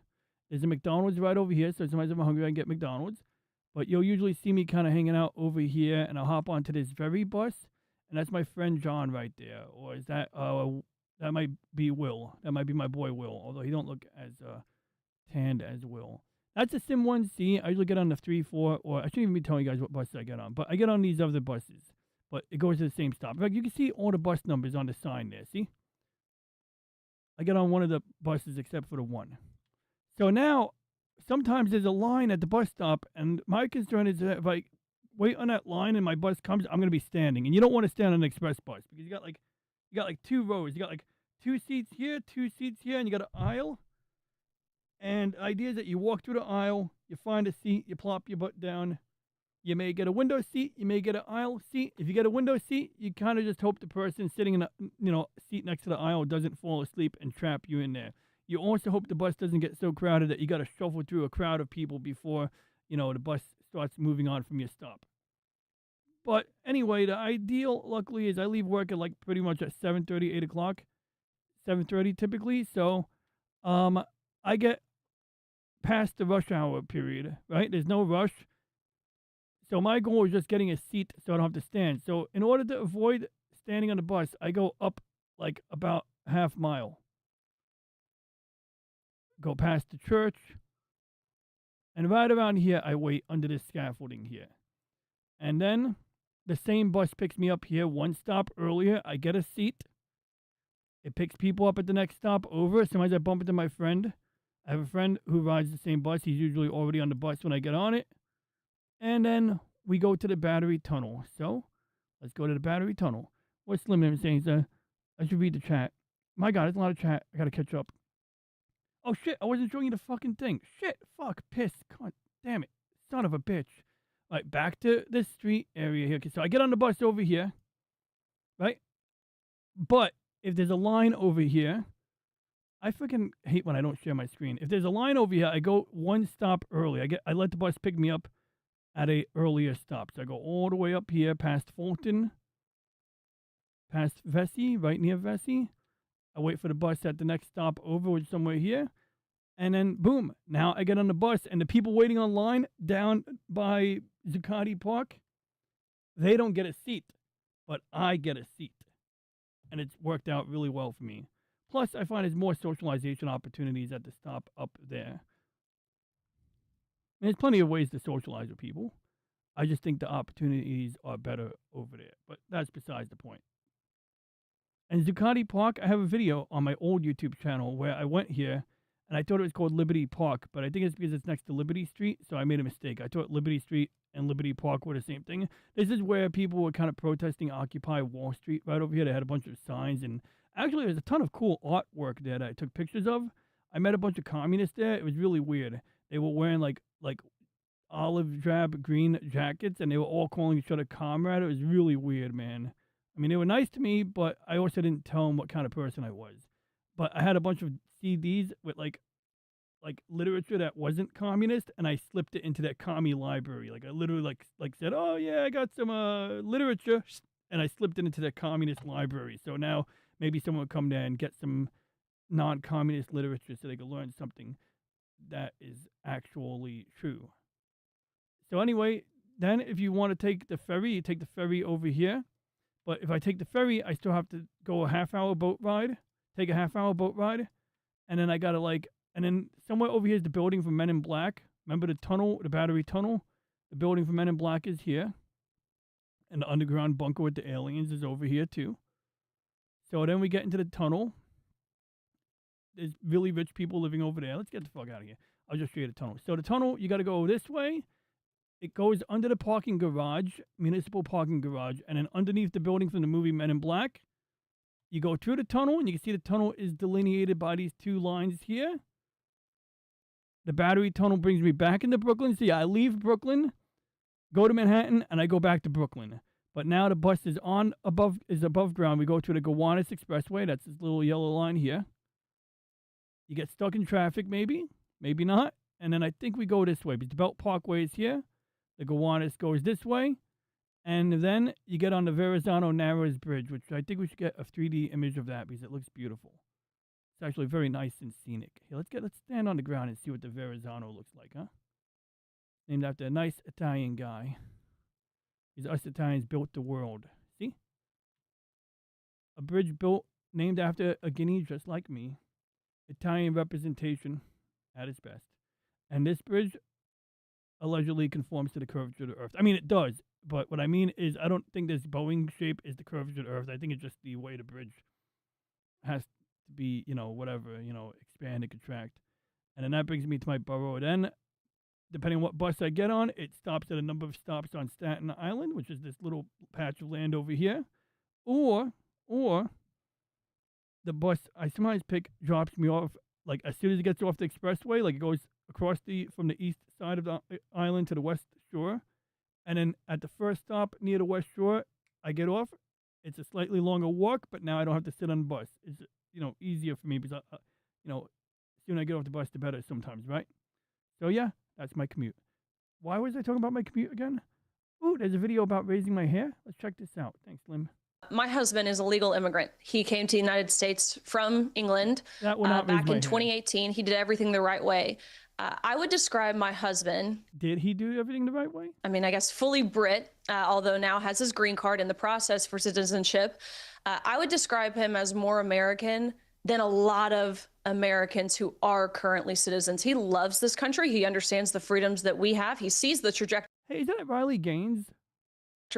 of England, quite frankly. He is so grateful to be here. Oh, it is Riley Gaines. To your point, I do think our legal immigration system certainly needs reform. I think that process needs to be sped up and made more efficient. But my husband, he respects ICE. This is boring. Okay, so anyway, well, let's read the chat first, then we'll go back to the video because I mean, I hope you gave me a preamble in the chat so I can understand what we're talking about here. Okay, so first got to catch up on the chat, obviously. Read that, okay. I had to compile my own list from somewhere in California. Oh my God. Finding law firms near my employer's place of operations. Oh, I see. So you're working overseas for a law firm in the U.S. in order to find them some client or someone to sell their services to. You've been crouching over your tablet too much today. Yeah, don't. get a stand for your art tablet. You know, like an easel, right? They have these things that stand the art tablet up like at an angle so you can get kind of just this camera angle doesn't do justice to what I'm trying to demonstrate. Oh crap. Oh crap. Okay. Oh crap. No, turn back on. Turn it on. Okay, good. It disconnected. What's up, Aris? I was playing construction game over here. Then I was gonna watch a video where Riley Gaines was saying something about her boyfriend from England who got a green card, and I think Slim and him shared it to point out the deficiency in the status quo. I'm guessing that's what it was. I could be wrong. I'll hear it out in a second. And he respects ICE officers. It says in the caption. So fair enough. Maybe it's not a boring video. I mean, it's a long one. How long is it? It's a long short. It's technically a long short. So a regular YouTube short is 1 minute long. Why is my camera off? A regular YouTube short is 1 minute long. This is a long short. So I want to catch up with the chat real quick, and I'll continue the video, Slim, I promise. By the way, is it true that bike messengers are super reckless? Yes and no. Yes and no. If anything, bike messengers are probably less reckless, except where I work in Brooklyn, yeah, you got to watch out for those fuckers. It starts with the goddamn e-bikes. They're fucking annoying on the fucking e-bikes. Like, they zip through, like, it literally has a sign, no biking in this fucking park.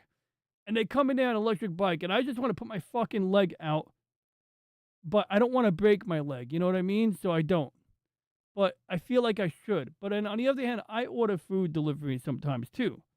So I understand the logic that, like, if you complain about the e-bikes, they're going to take long to deliver food. Because honestly, e-bikes are probably the best way to get food delivery in New York, because a car can't really get through all the traffic.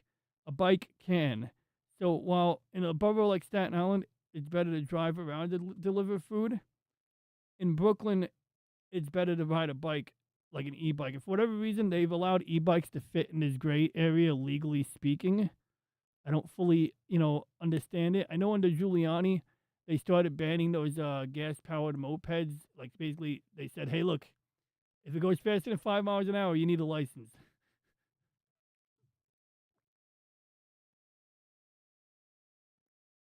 Yes, a bunch of communists. Absolutely. What did I mention? Communist? Makati, Philippines. Bonifacio, Globo City. Kind of looks like this city. Bonifacio. Makati, Philippines. De la Philippines, Bonifacio, Globo City. I don't know, I was having fun with that. Bonifacio. I keep putting an I instead of an A. Yes, they were a bunch of communists. Not everyone there was a communist. Although I had a Marxist professor from university, he was there giving a speech, like, showed his true colors. But this guy was interesting because, like, he was a true Marxist in that he rode the fucking ferry. Like, clearly he's getting a good wage from the university, or a decent wage, but at least he rode the ferry, like, he's not driving a gas-guzzling car. If he's gonna preach Marxism, I appreciate that the guy is riding the fucking boat with the rest of the plebs, you know what I mean? So I could kind of appreciate the Marxists who at least kind of, like, practice what they preach a little bit, Doesn't mean I agree with the guy, but, it's a little bit more honest than other types, and he was very big on people doing proper research, which I can also appreciate. Print out copies of Home, a short story in zine format, and slip it into their bags or something. Ooh.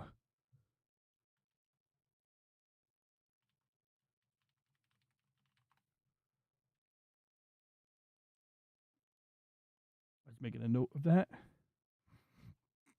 It must have been 20 years. Wow, that's been a trip, man. You were there 20 years ago, I see. Some people don't understand how up and moving those trains are going. Oh, yeah. You don't put your hand out in front of a subway car, that's for sure. You can do, like, up to 2 or 3 minutes now, I think. 2 or 3 minutes of what? Oh, yeah, the shorts. Yeah, long shorts. So let's finish Riley Gaines' video. This is the girl who was pissed because she's been kind of holding the line about trannies in sports.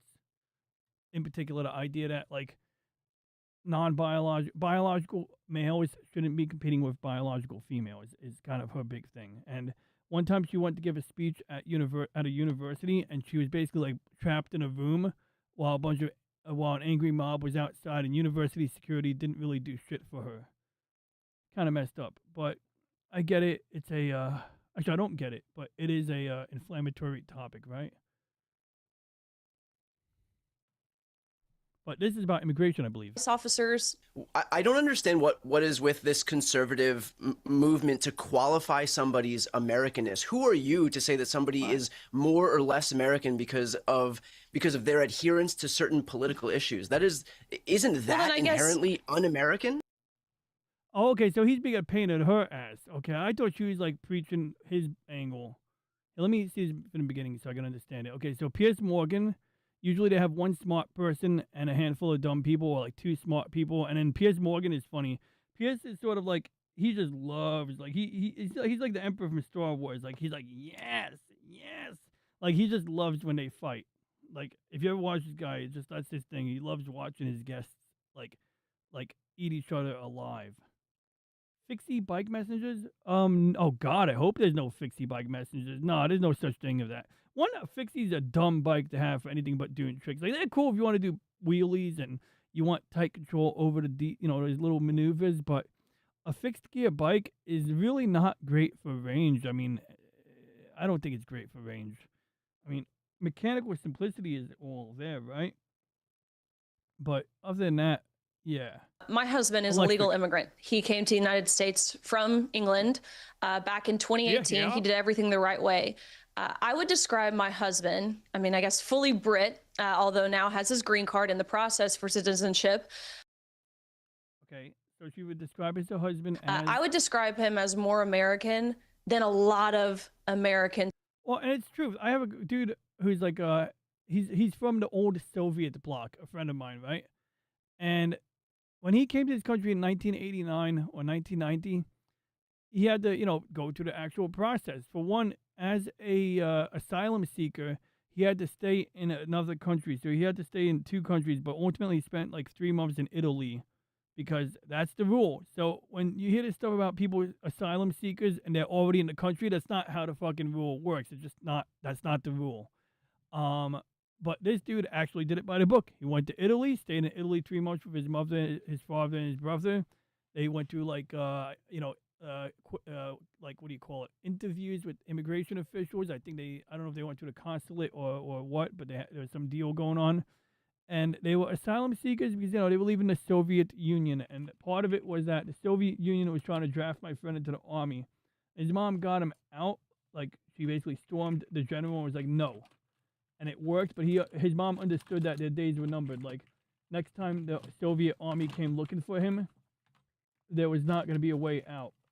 So they decided this was the time to get out of that country because, fighting for the Soviet army, I'm missing something here. Where is it? Ah, here it is. Okay, good. Wait, that's not it. I'm trying to look for a piece of plastic. I can do this after the stream. But, there it is. Okay, good. I just want to make sure I didn't lose a tiny piece of plastic. I was working on a model kit before. All right. So, anyway, my point is, what sense is there fighting for a dying regime? Because, I mean, we know what happened to the Soviet Union not long after my friend left the old Soviet bloc. He was in one of the Soviet satellite countries, as they called them. And during the 80s, right, you remember 1986-ish, they had the Afghan war. And people were being sent back, like people would die in the Soviet, in the Russian-Soviet war or whatever. The Russo-Afghan war. But there was a story where a guy comes home from the war. He goes to his house. Oh my God, my volume went down again. Fucking audio ducking. I hate audio ducking. That shit pisses me off. Anyway, he sees his own funeral. But if he's not in the casket, what's in the casket? So they were basically money laundering from the old country. So the higher ranking officials were laundering money. So it's like they were faking his death to launder money back into the country. Some insane shit like that. But anyway, my friend gets out. They leave the country. They seek asylum. They wait in Italy 3 months. They get their citizenship. My friend had to learn the national anthem. He had to learn a bit of American history. He knows how many stripes are on the flag, which might not sound like a big deal, but a lot of Americans don't know that. A lot of legal immigrants do know that. A lot of legal immigrants know how many stripes are on the flag, of what color. They know a little bit about the history of the flag itself. They know a bit about American history. they have a bit of a civics lesson. Although I do give my friends civics lessons sometimes, but more like basic, like, just like why our system is set up a certain way. Civics is sort of like, why does this system work the way it does? The idea of community, the idea of civic responsibility, which I'm failing to define right now. So maybe I should not expand on that unless I can actually explain an example here. But the idea that can't think of an example right now, but we all participate in the system in our own way. Let's let Ms. Gaines finish talking to this guy who's going to contest her angle. Who are currently citizens. He loves this country. He understands the freedoms that we have. He sees the trajectory of England, quite frankly. Oh, yeah. He is so England is like reverse colonizing. I mean, they are being reverse colonized. I mean, God. I thought my dad was hyping up something. I saw a video the other day, and it was true. Like, there was these Muslim guys protesting, and there was a bunch of people, like, just walking their dogs. Or there's this lady walking a dog, and the cop's like, you can't go this way. The Muslims protesting over there are going to get offended because they don't like dogs. It's like, it's got nothing to do with anything. Like, nobody protesting can just tell you, like, oh, you can't walk your dog. Nobody gives a shit. It doesn't matter how many people in one place congregated of what culture. It's like, I don't know. It just doesn't matter. Like, it's not even about, it is about customs to some extent, but point is, yeah, they were giving this lady a real hard time about walking her dog in the direction she wanted to walk. And it's like, she pays taxes. She's entitled to walk down the sidewalk of her dog in any direction she wants. And if someone wants to get offended, well, if they engage in violence, arrest them. Simple as that. Grateful to be here. And that's just like one example, but that was a weird video. I know not every video is representative of everything that's going on, but we also know, like, last year they had that whole incident where people were hanging the King George flag, that flag with the cross up, and people were being told, you can't hang this flag up, it's a fire hazard or something like that. But when everyone was hanging up Palestinian flags, it wasn't a big deal. So we know it's not about the fire hazard, So it's a little bit of a mess, It's like there's probably a lot of political pandering going on. Probably a lot of MPs want to pander to the migrant population in order to garner, votes. That's not uncommon, with these scumbag politicians in any country. To your point, I do think our legal immigration system certainly needs reform. I think that process needs to be sped up and made more efficient. But my husband, he respects ICE officers. I don't understand what is with this conservative movement to qualify somebody's Americanness. Who are you to say that somebody is... Oh, she didn't say that. She just said that as a immigrant who did everything by the book, he's more American than many Americans. More or less American because of their adherence to certain political issues. That isn't... I don't think she said anything about political issues. Did she? Maybe I missed that part. That inherently un-American? I guess my question for you is then just that. What is an American to you? Dial-up modem. No, okay. It's whatever you want to be. We have freedom Okay, let's hear out. to do, See, to but that believe doesn't in, to suffice. No, say, to practice whatever religion we want to. And so if it's whatever you so want to bizarre to me be, for would you you to say, consider "Oh, someone- my husband is more American because he salutes the flag and likes ICE officers." Who are you? Who is your husband to determine whether somebody If is more or you're- less American because of who they support? If your definition to what is an American is anything you want to be, whoever says whatever they want to be can be an American, which is the exact same answer you guys give to the question, the very dreaded, controversial question of what is a woman, then are you saying that someone who currently resides in South Africa, who has never even been to America, who says they are an American, I guess by your definition, This they is qualify? this is such a bad faith reading of what I'm saying. I mean, he's a bad faith actor. My question for But you that was is, your exact you just answer. said your husband is more It's American completely than somebody else unintelligent. because he supports ICE agents. So explain to me how That's supporting not- ICE agents makes you more American than somebody who doesn't support ICE agents. My husband has fully Okay, so is that what she said? Let me see. Maybe she did say that. I would describe my husband, I mean, I guess fully Brit, although now has his green card in the process for citizenship. I would describe him as more American than a lot of Americans who are currently citizens. Okay, so far she didn't really say anything about ICE, I don't think. He Let's see. loves this Hey, what's up, country. He Renee? understands the freedoms that we have. He sees the trajectory of England, quite frankly. He is so grateful Yes, England is on a bad trajectory. I gave an example, and it is actually a thing that's going on. to be here. To your We're gonna react to another video after this. I got something lined up. I got a couple of options. point, I do think our legal immigration system certainly needs reform. I think that process needs to be sped up and made more efficient. But my husband, he respects ICE officers. I don't understand what. Okay, so she did say that. She did say that. And I don't think anyone's obligated to respect ICE officers, but I do think that what's that lady name? Renee Good was obligated to not drive her car into an ICE officer. That I do believe. Like, that was a dumb thing to do. That was a very dumb thing to do. Oh, I still got to take a psychological profile. Let's keep going. You look outside the window. It seems like it's going to rain soon. Suddenly, everything turns into darkness. I don't remember this tunnel. Pull out your phone to look at the map. Turn around and see the other's reaction. Should I ask the driver what's going on? I mean, if it's dark outside, I guess I would check my phone because I could always ask the driver. I could ask the driver after I check my phone. Before you do anything, the bus stops and everything around you floats up. This is weird. Am I dreaming? Well, I wouldn't pinch my arm. I would just let the dream roll and hover. I would fly in the dream. I would lean into it. Is this a prank? Am I getting kidnapped by aliens? Yeah, it's probably my reaction. Amidst the surprise, your eye catches something drifting past the window. Whoa, so many cats. How cute. I want to give them a hug. That's L. Cats in space. This is kind of odd. How do they survive out there?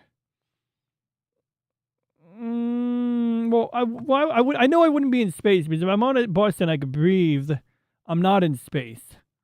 So we'll go with the first answer. Welcome aboard! A small robot appears and announces we will reach our destination in 5 months, 6 days, 2 hours. Beepity boppity beepity boppity boop. Cool, a space cruise. Where are we going? Do I get a spacesuit? Yeah, seriously, that's my question. Do I get a spacesuit? This is so exciting. Hey, am I in space? How do we get here? When can I get home? Why? I mean, okay, I'm on a bus. I'm still on a bus, right? How am I breathing? How the fuck am I breathing? How am I breathing on this bus? Like, that's my question. Oh, we'll go back to the game in a minute. We're just kind of shuffling back and forth, you know. I mean, Slim Nim sent a video. I reacted to it. I figured I'd do the psychological profile real quick. The game's on the screen right over here. Oh, let's see here. Cool, a space cruise. Do I get a space? Yeah, I'd probably say when can I get home because I need to get home. The robot just points to the back of the bus, which now looks more like the inside of a spaceship. What do you want to see first? Solar system themed fountain in the middle. I want to take pictures with it. Cozy corner with a massaging chair. I need to sit down. Yeah, solar system themed fountain. I don't know. I would actually on the way back to the seat, you are surrounded by cats. Unauthorized passenger detected. Capture. Whoa. What do you mean unauthorized? I'm the passenger of this cruise. Okay, I have no idea what's going on. How about we calm down a bit and chat for a bit? Suddenly the robot glides and whispers something to the cats that makes them stop. Bob, thank you. You come to save me, right? Ha, that's right. Back off, cats. Okay, I was just saying, thank the robot. The robot transformed into a giant vacuum cleaner. The cats use it and point it at you. Throw your coat at them as a distraction. Run towards the big green exit sign. Run in random direction. Confuse them. Blend in with the crowd. You run past the gift shop. You looks like you got rid of them. It wouldn't hurt to get some souvenirs, right? Get the Jupiter headphone. Wear it to hear people's thoughts. Get the Mars watch. Turn it and you can time travel. The giant vacuum cleaner suddenly emerges in front of you. You're sucked into the vortex. It's okay. This is just a dream. I'll wake up soon. Close your eyes and give up. I'll find a way out. Maybe there's some secret doors. Look around. Probably panic. After a moment of darkness, you find yourself in the back of the bus. Are you alright? The ticket inspector asks. Whoa, I thought I was captured. Never mind. I'm alright now, I guess. Panic and silence. You won't believe it. I think I just had the wildest dream. Tell him about your space adventure. Huh. I'd probably tell him about the dream. When you look up again, the inspector has already gone. You glance outside the window. Darkness creeps as the bus enters another tunnel. Wait. Was that a blob? Do I have to go through this again? All right, let's see what my profile is. It's a small image. Right. Oh, damn, it's a high-resolution image. Ready to face anything foolish enough to face you? A reliable leader? Stop crying and start working. Transpose to assert dominance. I'll just do everything myself. Strengths. Fast learner, inspiring and impactful. Doesn't give up easily. Weaknesses. Ruthless, hot-headed, gives harsh comments. Cosmic ingredients. 100% efficiency. 90% tough. 89% tough. 11% sorry, didn't mean it. 0% sugarcoat. Strong attraction. Cosmic hand. Nebula. Weak attraction. Space-time light cone. Okay, that was weird. Let's save that. I'm going to save that because I like to hoard data. Like, I don't have enough problem storing data on my hard drive, right, guys? Let's see if we got, excuse my yawning there, guys. What time is it? Okay, it's not that late yet. I'm going to just pull, oh, God, dude, Slim Dim, did you know did you see the video Styro Pyro did? Even with the lower current, Did you see it? He did a fucking 400 car batteries. Still higher, simply because I could actually hold the electrode in place and get a faster train of pulses compared to what I could with magnesium. He did it. He fucking did it. Titanium's He high fucking melting did it. point He also fucking meant did that it. This electrode lasted much longer than the others. Look at that titanium rod. I didn't even realize it was getting so hot. It's clearly more resistive there. And he laughs like a girl, But, like whenever shit goes down. It's great. See, I relate. I can't believe that. Hey, what's up, Cash? Wow, that What's one up, is Phantom fun. Hooligans? That is very fun. There's an old saying that says that anything will act as a fuse if you put enough current through it. I feel like most of the experiments in this video fall under that. Yeah. However, I do want to try popping some actual legit fuses with these batteries. In most other scenarios, a 500 amp fuse would seem pretty huge, but in this context, it's pretty tiny. Yeah. What happens when I zap it with the batteries? Alright, here we go. Oh, it didn't take long. If you thought that was boring, well, it's designed to be boring. A fuse is supposed to break the circuit in the least exciting way possible. I cut open the fuse to see what's inside.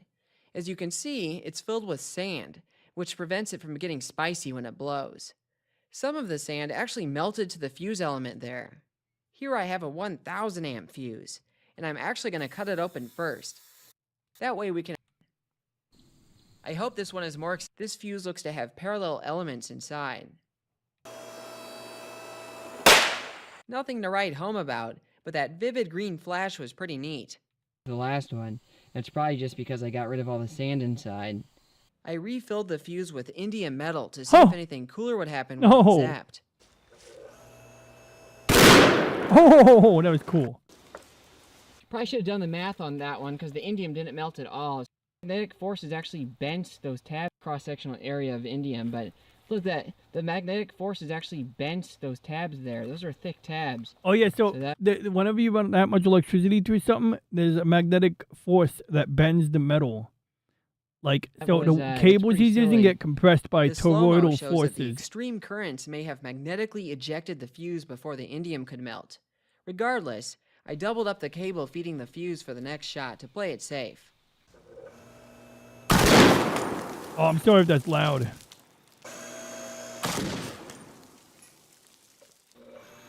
I'll lower that. Alright, there we go. Yeah, I don't think there is a drop of indium left. That's Most of the indium out awesome, even though the clamps barely held up for the shot. Most of the indium was ejected as it liquefied, mainly via magnetic forces at first, and then when the fuse finally popped, it made an impressive explosion. still the biggest fuse that's been popped on video. Oh yeah, I seen that video. Well, I'm going to try popping a 6,000 amp fuse. This monster weighs something like 45 pounds, and it's the biggest fuse that I could find online. Now, it's not often that I can beat photonic induction at anything, so I felt like this was a good use of my batteries. This monster has silver-plated copper contacts, and has an impressive 200,000 amp interruption rating. 6,000 amps without popping. So something like this car battery here, I mean, it could short this car battery all day and it's not gonna pop. I mean, it's gonna kill the car battery first. So this is where the 400 car batteries come in. So how much current does it take to pop this thing? Well, that depends on the duration of the impulse. My 6,000 amp fuse is the top line on this curve here. So based on this, at 10,000 amps, the fuse will last about 17 minutes before popping. If you go up to 20,000 amps, it'll last about a little less than a minute. But of course, I'm most interested in this end of the curve. At 100,000 amps, it'll only last 10 milliseconds. Now, of course, the actual peak current that this gets to before it pops is going to depend on how my switch is before breaking the circuit. That's hilarious. It's just a bunch of smaller fuses in parallel. It's like that all the way down, isn't it? Fuselets all the way down. Okay, so it's a bunch of small. I'll lower the volume when he pops it. Think so? Alrighty, here we go. Okay, I'm lowering the volume. That's the pneumatic switch. Oh, I gotta watch that again. It was cool. Oh my god, I love how that tree is all scorched.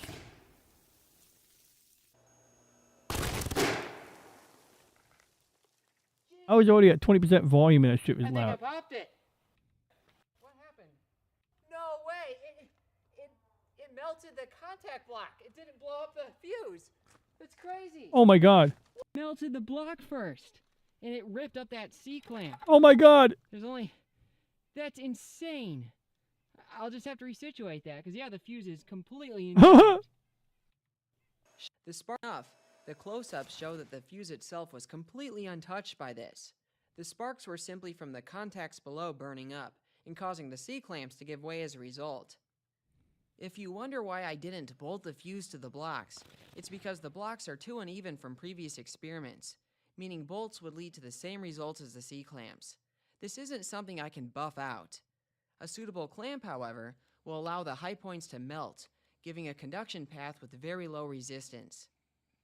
Okay, so I've changed this side to spring clamps. That way it can like follow through as any variations burn out there. So yeah, let's give that another go. I'm gonna lower the volume to 5%.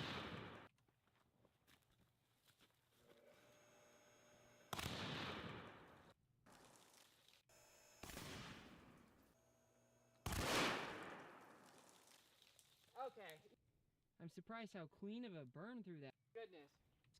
I'm dealing with this 1,000 amps. Slow-mo shows that the fuse made an incredibly violent plasma jet when it burned through. This fuse used a capacitor bank that gave a short but intense impulse. Now he claims a peak current of 200,000 amps. Now even though he doesn't provide waveforms, he likely achieved at least that number. Now when I set out to make this video, I really thought I was going to show you the highest current on YouTube, but that's because I didn't consider his video. And I popped a bigger fuse than him, but as far as the highest peak current on YouTube, he still has me beat. I will say this though, his capacitor bank is very impressive, and although I don't have a capacitor bank like he does, I do actually have a more energetic pulsed electrical device. No, I'm not talking about the batteries. I'm talking about the cables feeding the batteries, specifically in their inductance. When the bank fires, there's actually more energy stored in the magnetic field around the cables than photonic So, induction. see how the There's cables actually jump? more That's not the energy stored in explosion. That's the field around magnetic cables field. than photonic induction's capacitor bank at full charge. That's a magnetic. This inductive energy plays a that role cable in the gets crushed by explosions I get when magnetic objects fields. burn through. Now, even though I popped this fuse, I still have one experiment in mind left for it. I want to see how it acts when filled with metallic sodium. Oh no. Interestingly, No. when I was considering No. Okay, wait, this is the sacrificial last part uses we're gonna for the watch. pipe Oh my crushing god. experiments, Oh my god. sodium metal stuck out to me as a promising material. Sodium since it has is a metal. Pure sodium. It goes on fire and it blows up when you put water on it. And it oxidizes as soon as it gets exposed to air. So it looks like shiny metal when you cut it up, but the minute it gets exposed to air, it turns white. That's what you're seeing there. a very high conductivity along with a low melting point.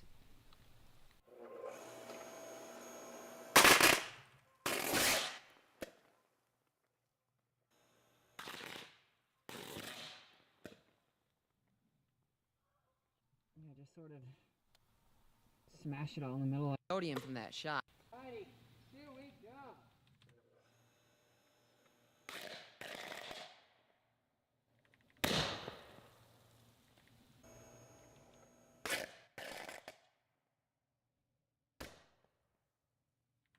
Honestly, these shots were kinda mid.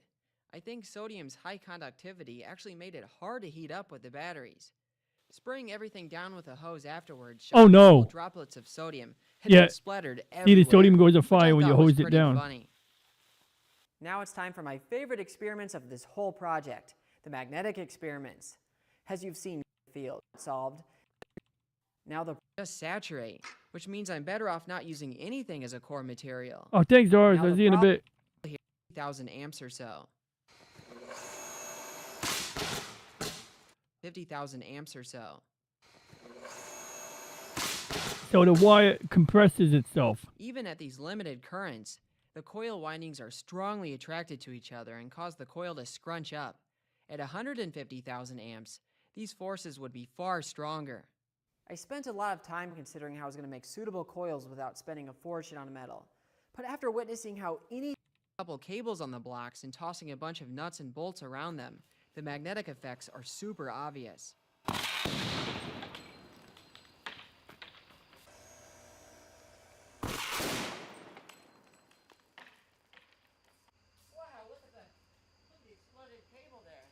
The Huh? switch performed horribly in this Oh my shot. god, look at the cable. It's Even like so, getting the nuts and compressed by bolts were magnetic glued to the forces. cable Look at that. Before the current had hit even a quarter of peak.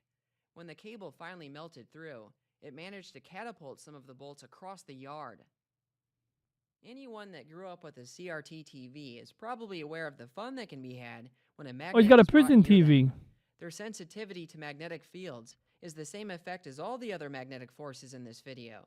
It is yet another example of the Lorentz force acting on current by this battery bank. Oh no! For this No, what is he TV. gonna do? Oh!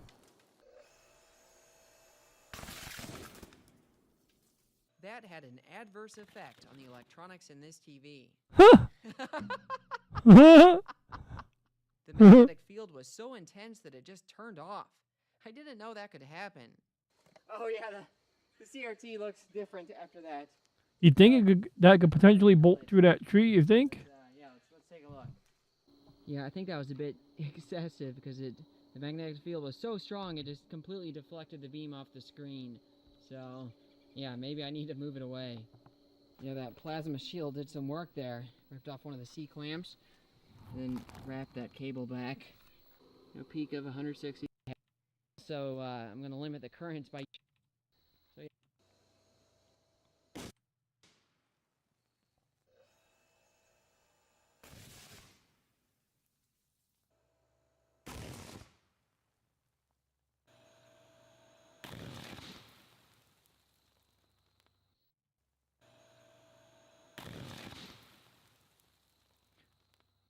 Yeah, that was much. Yeah, it's pretty different wild, the than magnetic compression and the magnetic field affecting that CRT. Current that gets deflected by the magnetic field. This sort of magnetic beam deflection is actually the basis of mass spectrometry, which is a standard analytical tool in chemistry. I made an important discovery when I zapped a Z-shaped cable. Oh no. My intention was to physically simulate the forces and torque present on my Z-switch arrangement. The clamps ended up failing on this one, and it functioned as a magnetic catapult.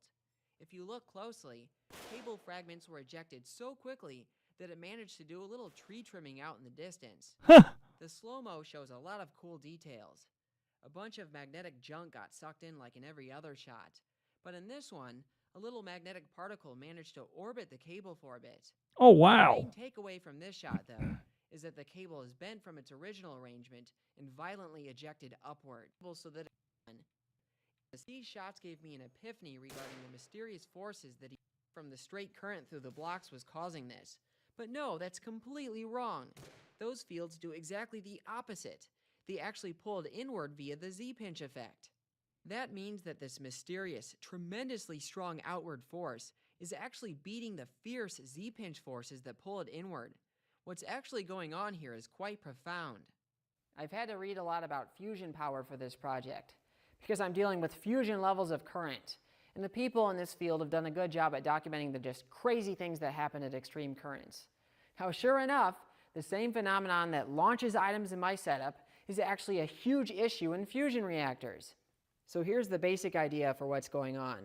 So when a current path is perfectly straight, that means that the magnetic forces that crush inwards are also perfectly balanced. However, this is an unstable equilibrium. If there's any sort of bend in this current path, then you get this buildup of magnetic field on the inside of the curve compared to the outside, which causes a net force pushing outwards.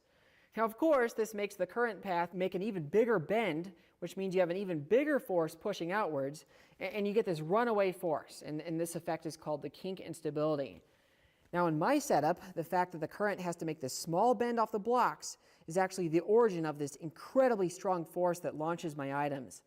And just to clarify this insanity, simply making the current take a 1-inch jump off the center of the blocks produces forces so strong that it can rip up 4 8-inch C-clamps that have been wrenched down so hard that the handles are bent.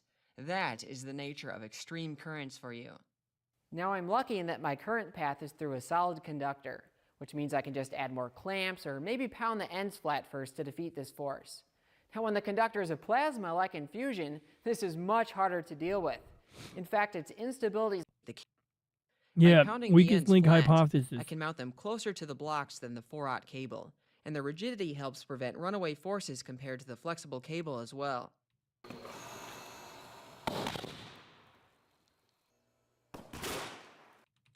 in many of these, it pointed when I had to concede that I couldn't get a perfect turn on with my switch. But in many of these experiments, the initial chaotic changes in current honestly make for cooler video. In this clip, an initial brief pulse launches some of the magnetite beyond the pipe, and this happens once again before the switch finally latches shut. If you look closely, you'll see that the magnetite spirals inward as opposed to traveling straight to the pipe. The coolest part of this clip is after the pipe explodes and the magnetite rains down here in this crazy pattern. I think what's happening here is that the magnetite was magnetized by the current, and this residual magnetization causes the particles to clump up and stick together. I wanted a better slow-mo shot of bolts getting sucked into the magnetic black hole of all this current, so I repeated this experiment using a pipe fragment as the load.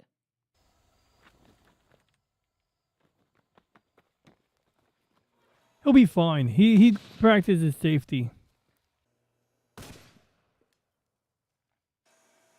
He covers his nose. Says, "I'm afraid this kid could become inundated by copper or lead fragments. He should have lung guards. He probably should wear like some body armor." Unfortunately, both C-clamps failed to hold down the pipe in this one, causing a bunch of sparks to obscure the view. One of the C-clamps was completely destroyed here as well, since it briefly conducted some of the battery current. I used a longer pipe for the next shot. That way I could hold it down with 4 C-clamps instead of 2.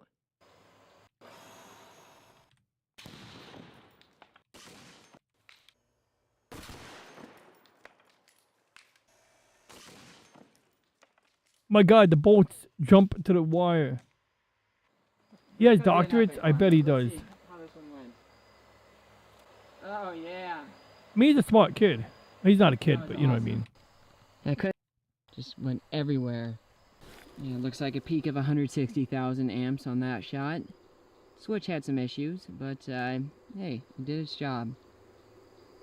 Sorta. This is one of my favorite shots of the entire video. The bolts were quickly sucked in by the I saw current. that happen in The a oscillatory fraction of a nature of the second. startup is once again apparent here. It's clear that it's not just the bolts getting pulled in by the field though. A spring clamp on the ground found its way to the pipe as well. And even way in the background, you can see everything magnetic getting thrown around. The pipe eventually collapsed by the forces of the current it was carrying, and it made a hefty fireball when it finally melted through.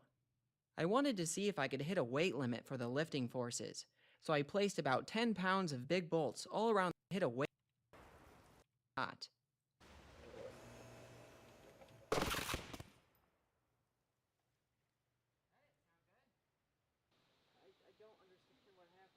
What? That's weird. They all got sucked in and glued to it? What? Never had that happen. This one was unusual in that the bolts didn't fall back down afterwards. They were stuck to the pipe. No, this is really weird. So, the pipe got pulled downwards, and these are all, like, glued. Oh my together, God. all welded together. The slow-mo shows that the nearby bolts were effortlessly sucked in by the magnetic field, and less than a tenth of a second later, the bolts that were out of frame on the ground got sucked in as well. There was so much iron getting pulled in and accumulating on the pipe that it eventually spanned the entire gap between the blocks, which meant that it too began directly conducting some of the current. This current welded all of the bolts together and around the pipe. So this is why they didn't fall off afterwards. The biggest iron Yeah, those object I measurements are had to actually fit very between the valuable. blocks was No, this you're right. anvil. It weighs 10 kilos or 22 pounds. Oh So no, it's an a hefty anvil! piece of iron.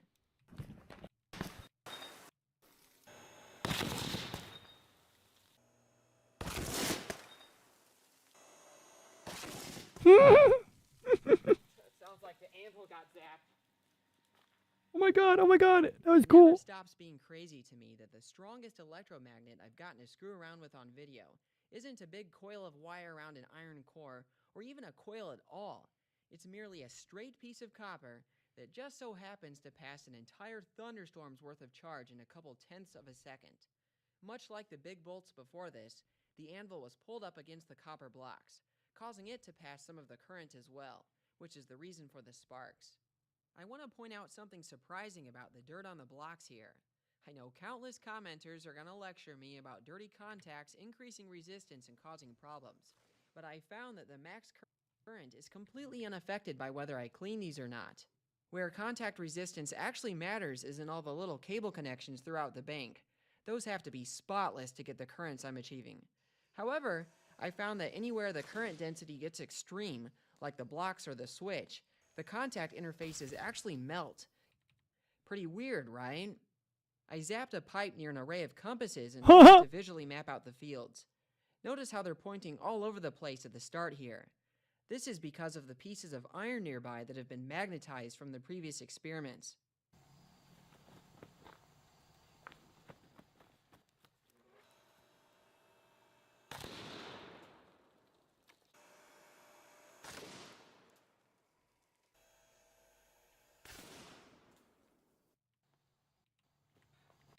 Look at that. Wow, it really folded in. That's impressive. Video, because what the compasses show doesn't make any sense. In particular, the 4 compasses on the side of the block to the left read alternating values. And that's ridiculous. They should all be aligned with each other.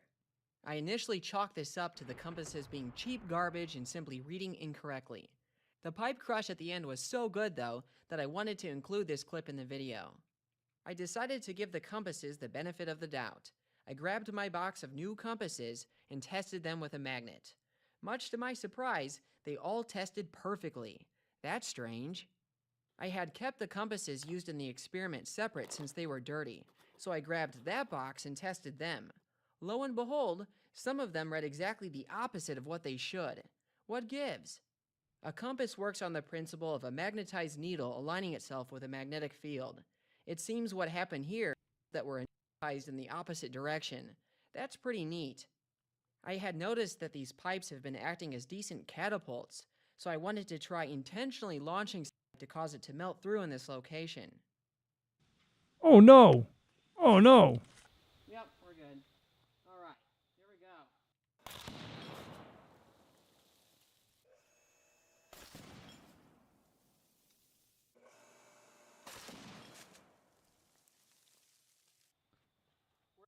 Sad.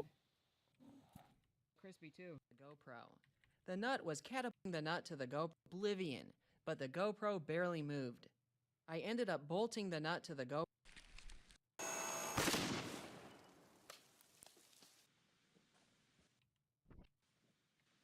Oh, this is the camera angle from the GoPro.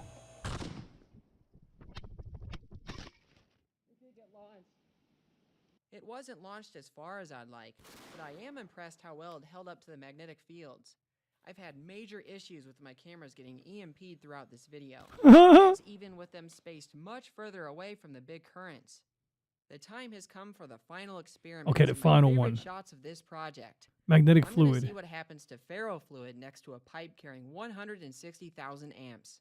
He's air welding. Ferrofluid is a neat way to visualize magnetic fields, and it consists of magnetic particles suspended in a fluid. Most demos showcase it around permanent magnets, but of course, it works just as well around electromagnets too. Considering the strength of the fields I have available, I expect this one to be pretty cool.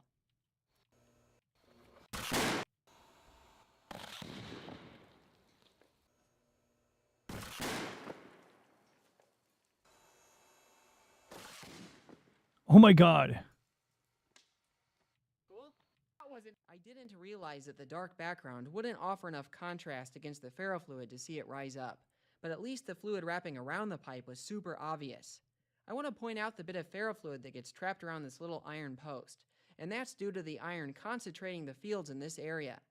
As the pipe heated up, so did the ferrofluid around it, causing the oils to boil off and make a thick white fog.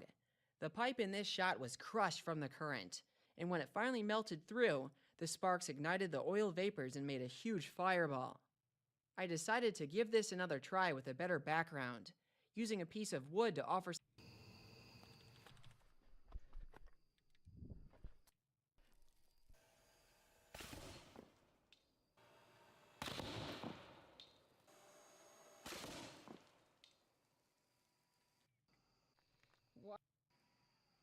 Oh my god, Nice. it's glowing. That look like. Wow. So, that punch. Really good. Sadly, I had bumped the camera lens out of focus for this one, which is such a shame because this shot was destined for greatness. This was my last bit of ferrofluid too, so I almost called it quits here and settled on the earlier shot. I realized that if there was one shot to do right, it was this one, so I ordered another bottle of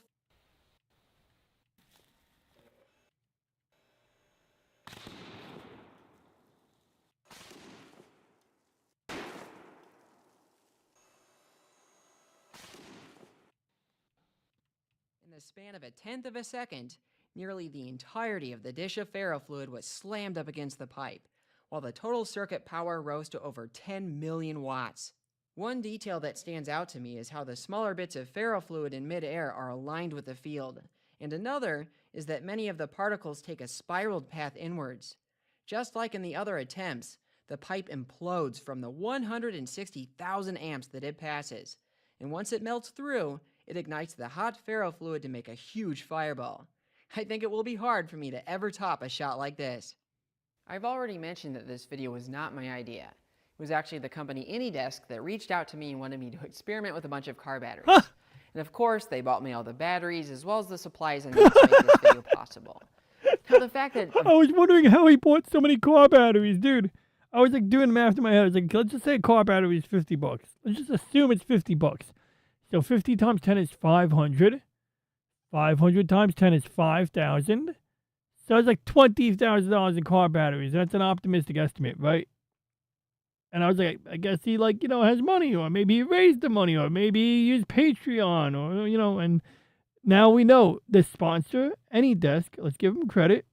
I don't know if we have a use for AnyDesk, but they paid for 400 car batteries. Video sponsor came up with the best idea for a video on my channel. It's still just astonishing to me. Yo, he does I know have AnyDesk is going Stein for the whole Red hair. Bull of science kind of vibe.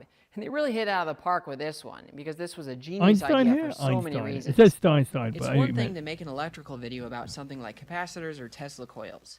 And although these can be a lot of fun, these we'll aren't play things this in the that corner most of the people can relate game. with. But car batteries?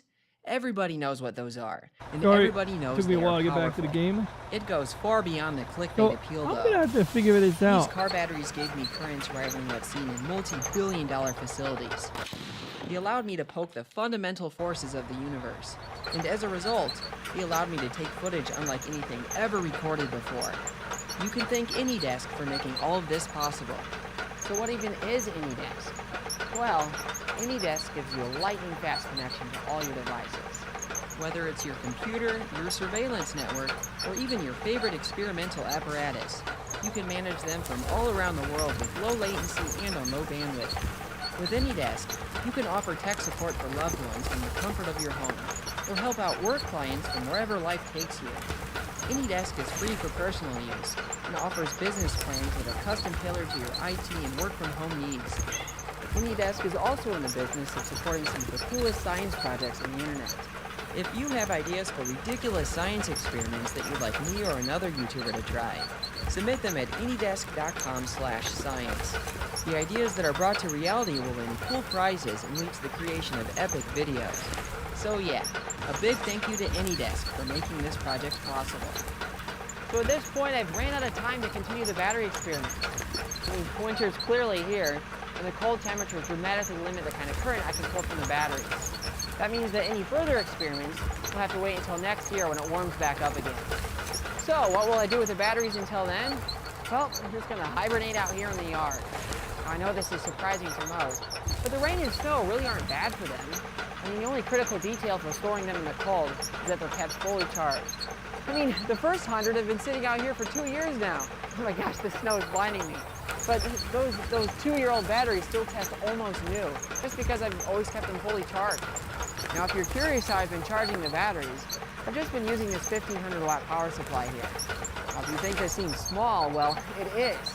It's just that, every experiment with these batteries takes a lot of prep.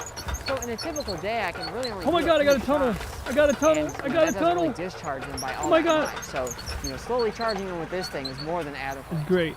Now, I will say that it feels like I've barely scratched the surface of what's possible with these batteries. It's just that I spent so much time working on the Switch that I didn't have time to get through all the experiments that I wanted to. So needless to say, there will be more videos with these batteries in the future.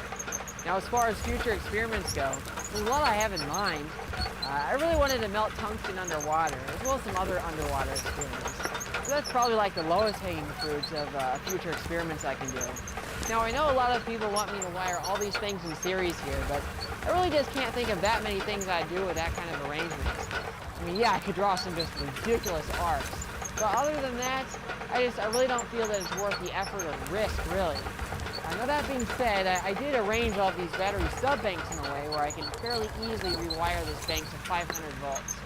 And, 500 volts at 20,000 amps, I think there's a lot of fun to be had there. There is a more interesting way to get higher voltage from the batteries, though. If I were to stick a big coil in the circuit, that would allow me to get these big currents also at a high voltage. So the idea with that is that you build up a bunch of magnetic energy in the coil, which you can then release in an instant in this just enormous pulse. So if I wanted to build a railgun with these batteries, that's how I would power it. And even just for blowing things up, you stick a big coil between the batteries and the load, it's going to make the explosions a lot more violent. I'd like to give a special thank you to Greg Lay, Seth Miller, Bert Hickman, as well as all of the members of my Discord for the advice that they gave me throughout this project. I'd also like to thank all of my Patreon and channel members for all of the support. As always, these supporters get early viewing of my videos, as well as sneak peeks in all of my projects. So yeah, that's all I have for this video. Hope you enjoyed it, and be sure to stay tuned for even crazier experiments in the future. Thanks for watching. The company that I was in, the 3rd Battalion headquarters, had a TONA of 108 That was a men. good video. This one's There good were video 8 too. This is survivors. a Korean War veteran. If you want to watch that video on your own time, guys, here you go. I'm gonna wrap it up soon, but we're gonna pull out an excavator real quick.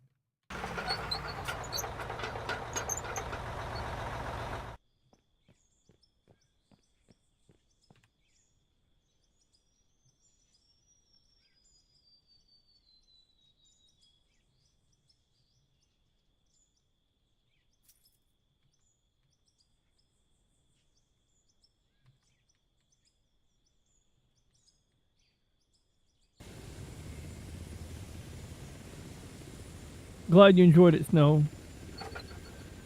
And I don't even want to, and like I said, I don't even want to work on it on a TV. Yeah, I know, you told me, look at that crap. First thing you learn is, as an electrician, is don't have any jewelry. Oh, really? Is that a rule? I mean, it makes sense.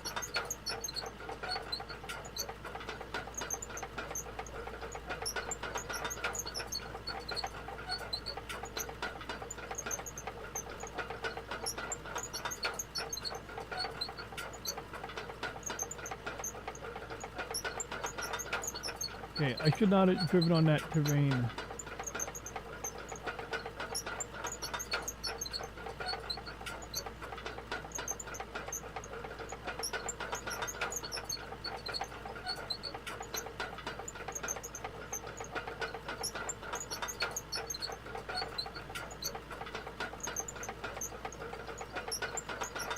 We are Venom!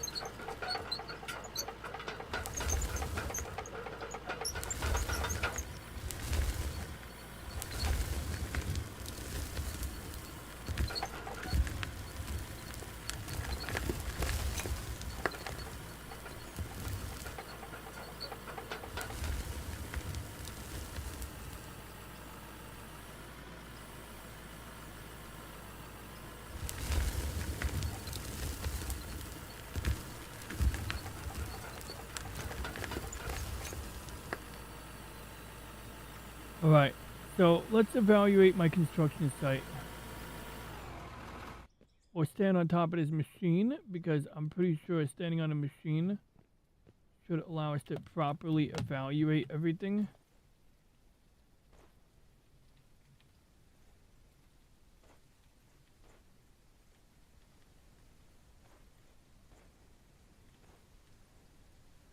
Oh crap, I'm stuck.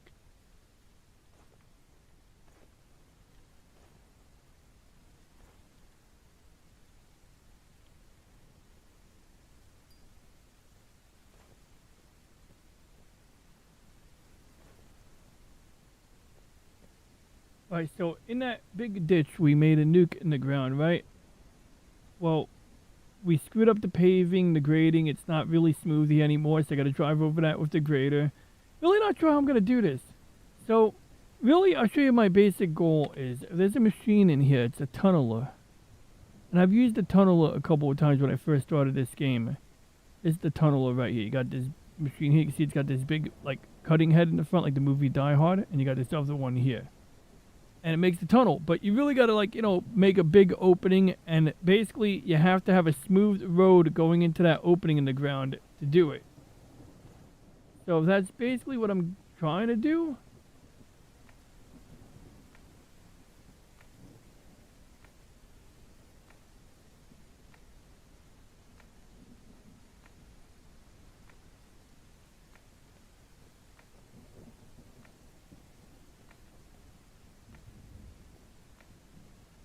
But as you can see, it's not as easy as it looks.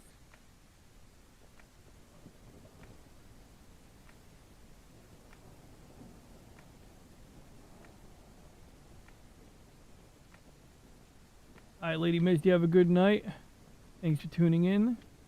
But, and also you can see, like, there's really still a lot to do. Maybe I should just use the excavator. Now, one thing I've learned is the excavator could take a big chunk out, right? Like over here, you see how much of a chunk the excavator. So clearly, the excavator is good at excavating. I mean, that's pretty obvious. Whereas a bulldozer, you can use it like an excavator, but that's not its primary job. That's not a job at all.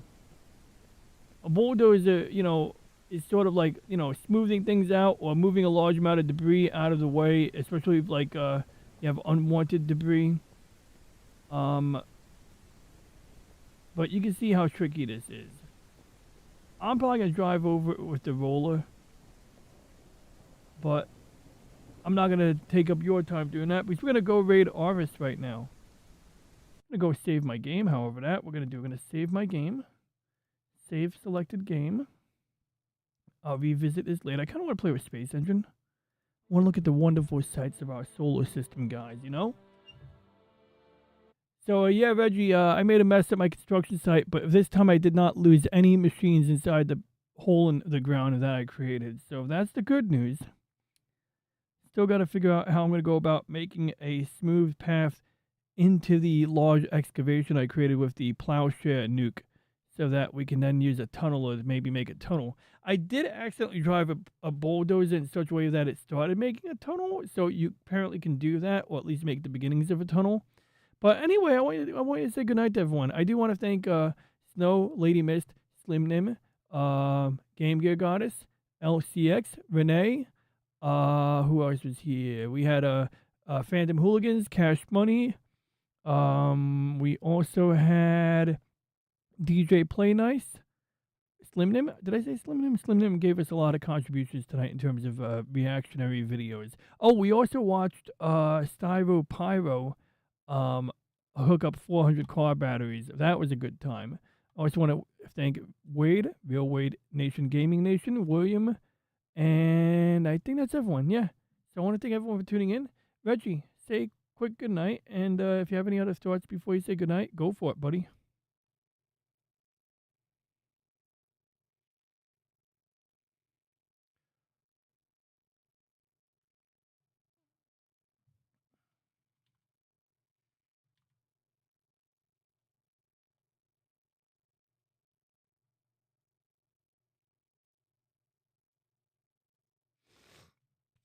Reggie's processing.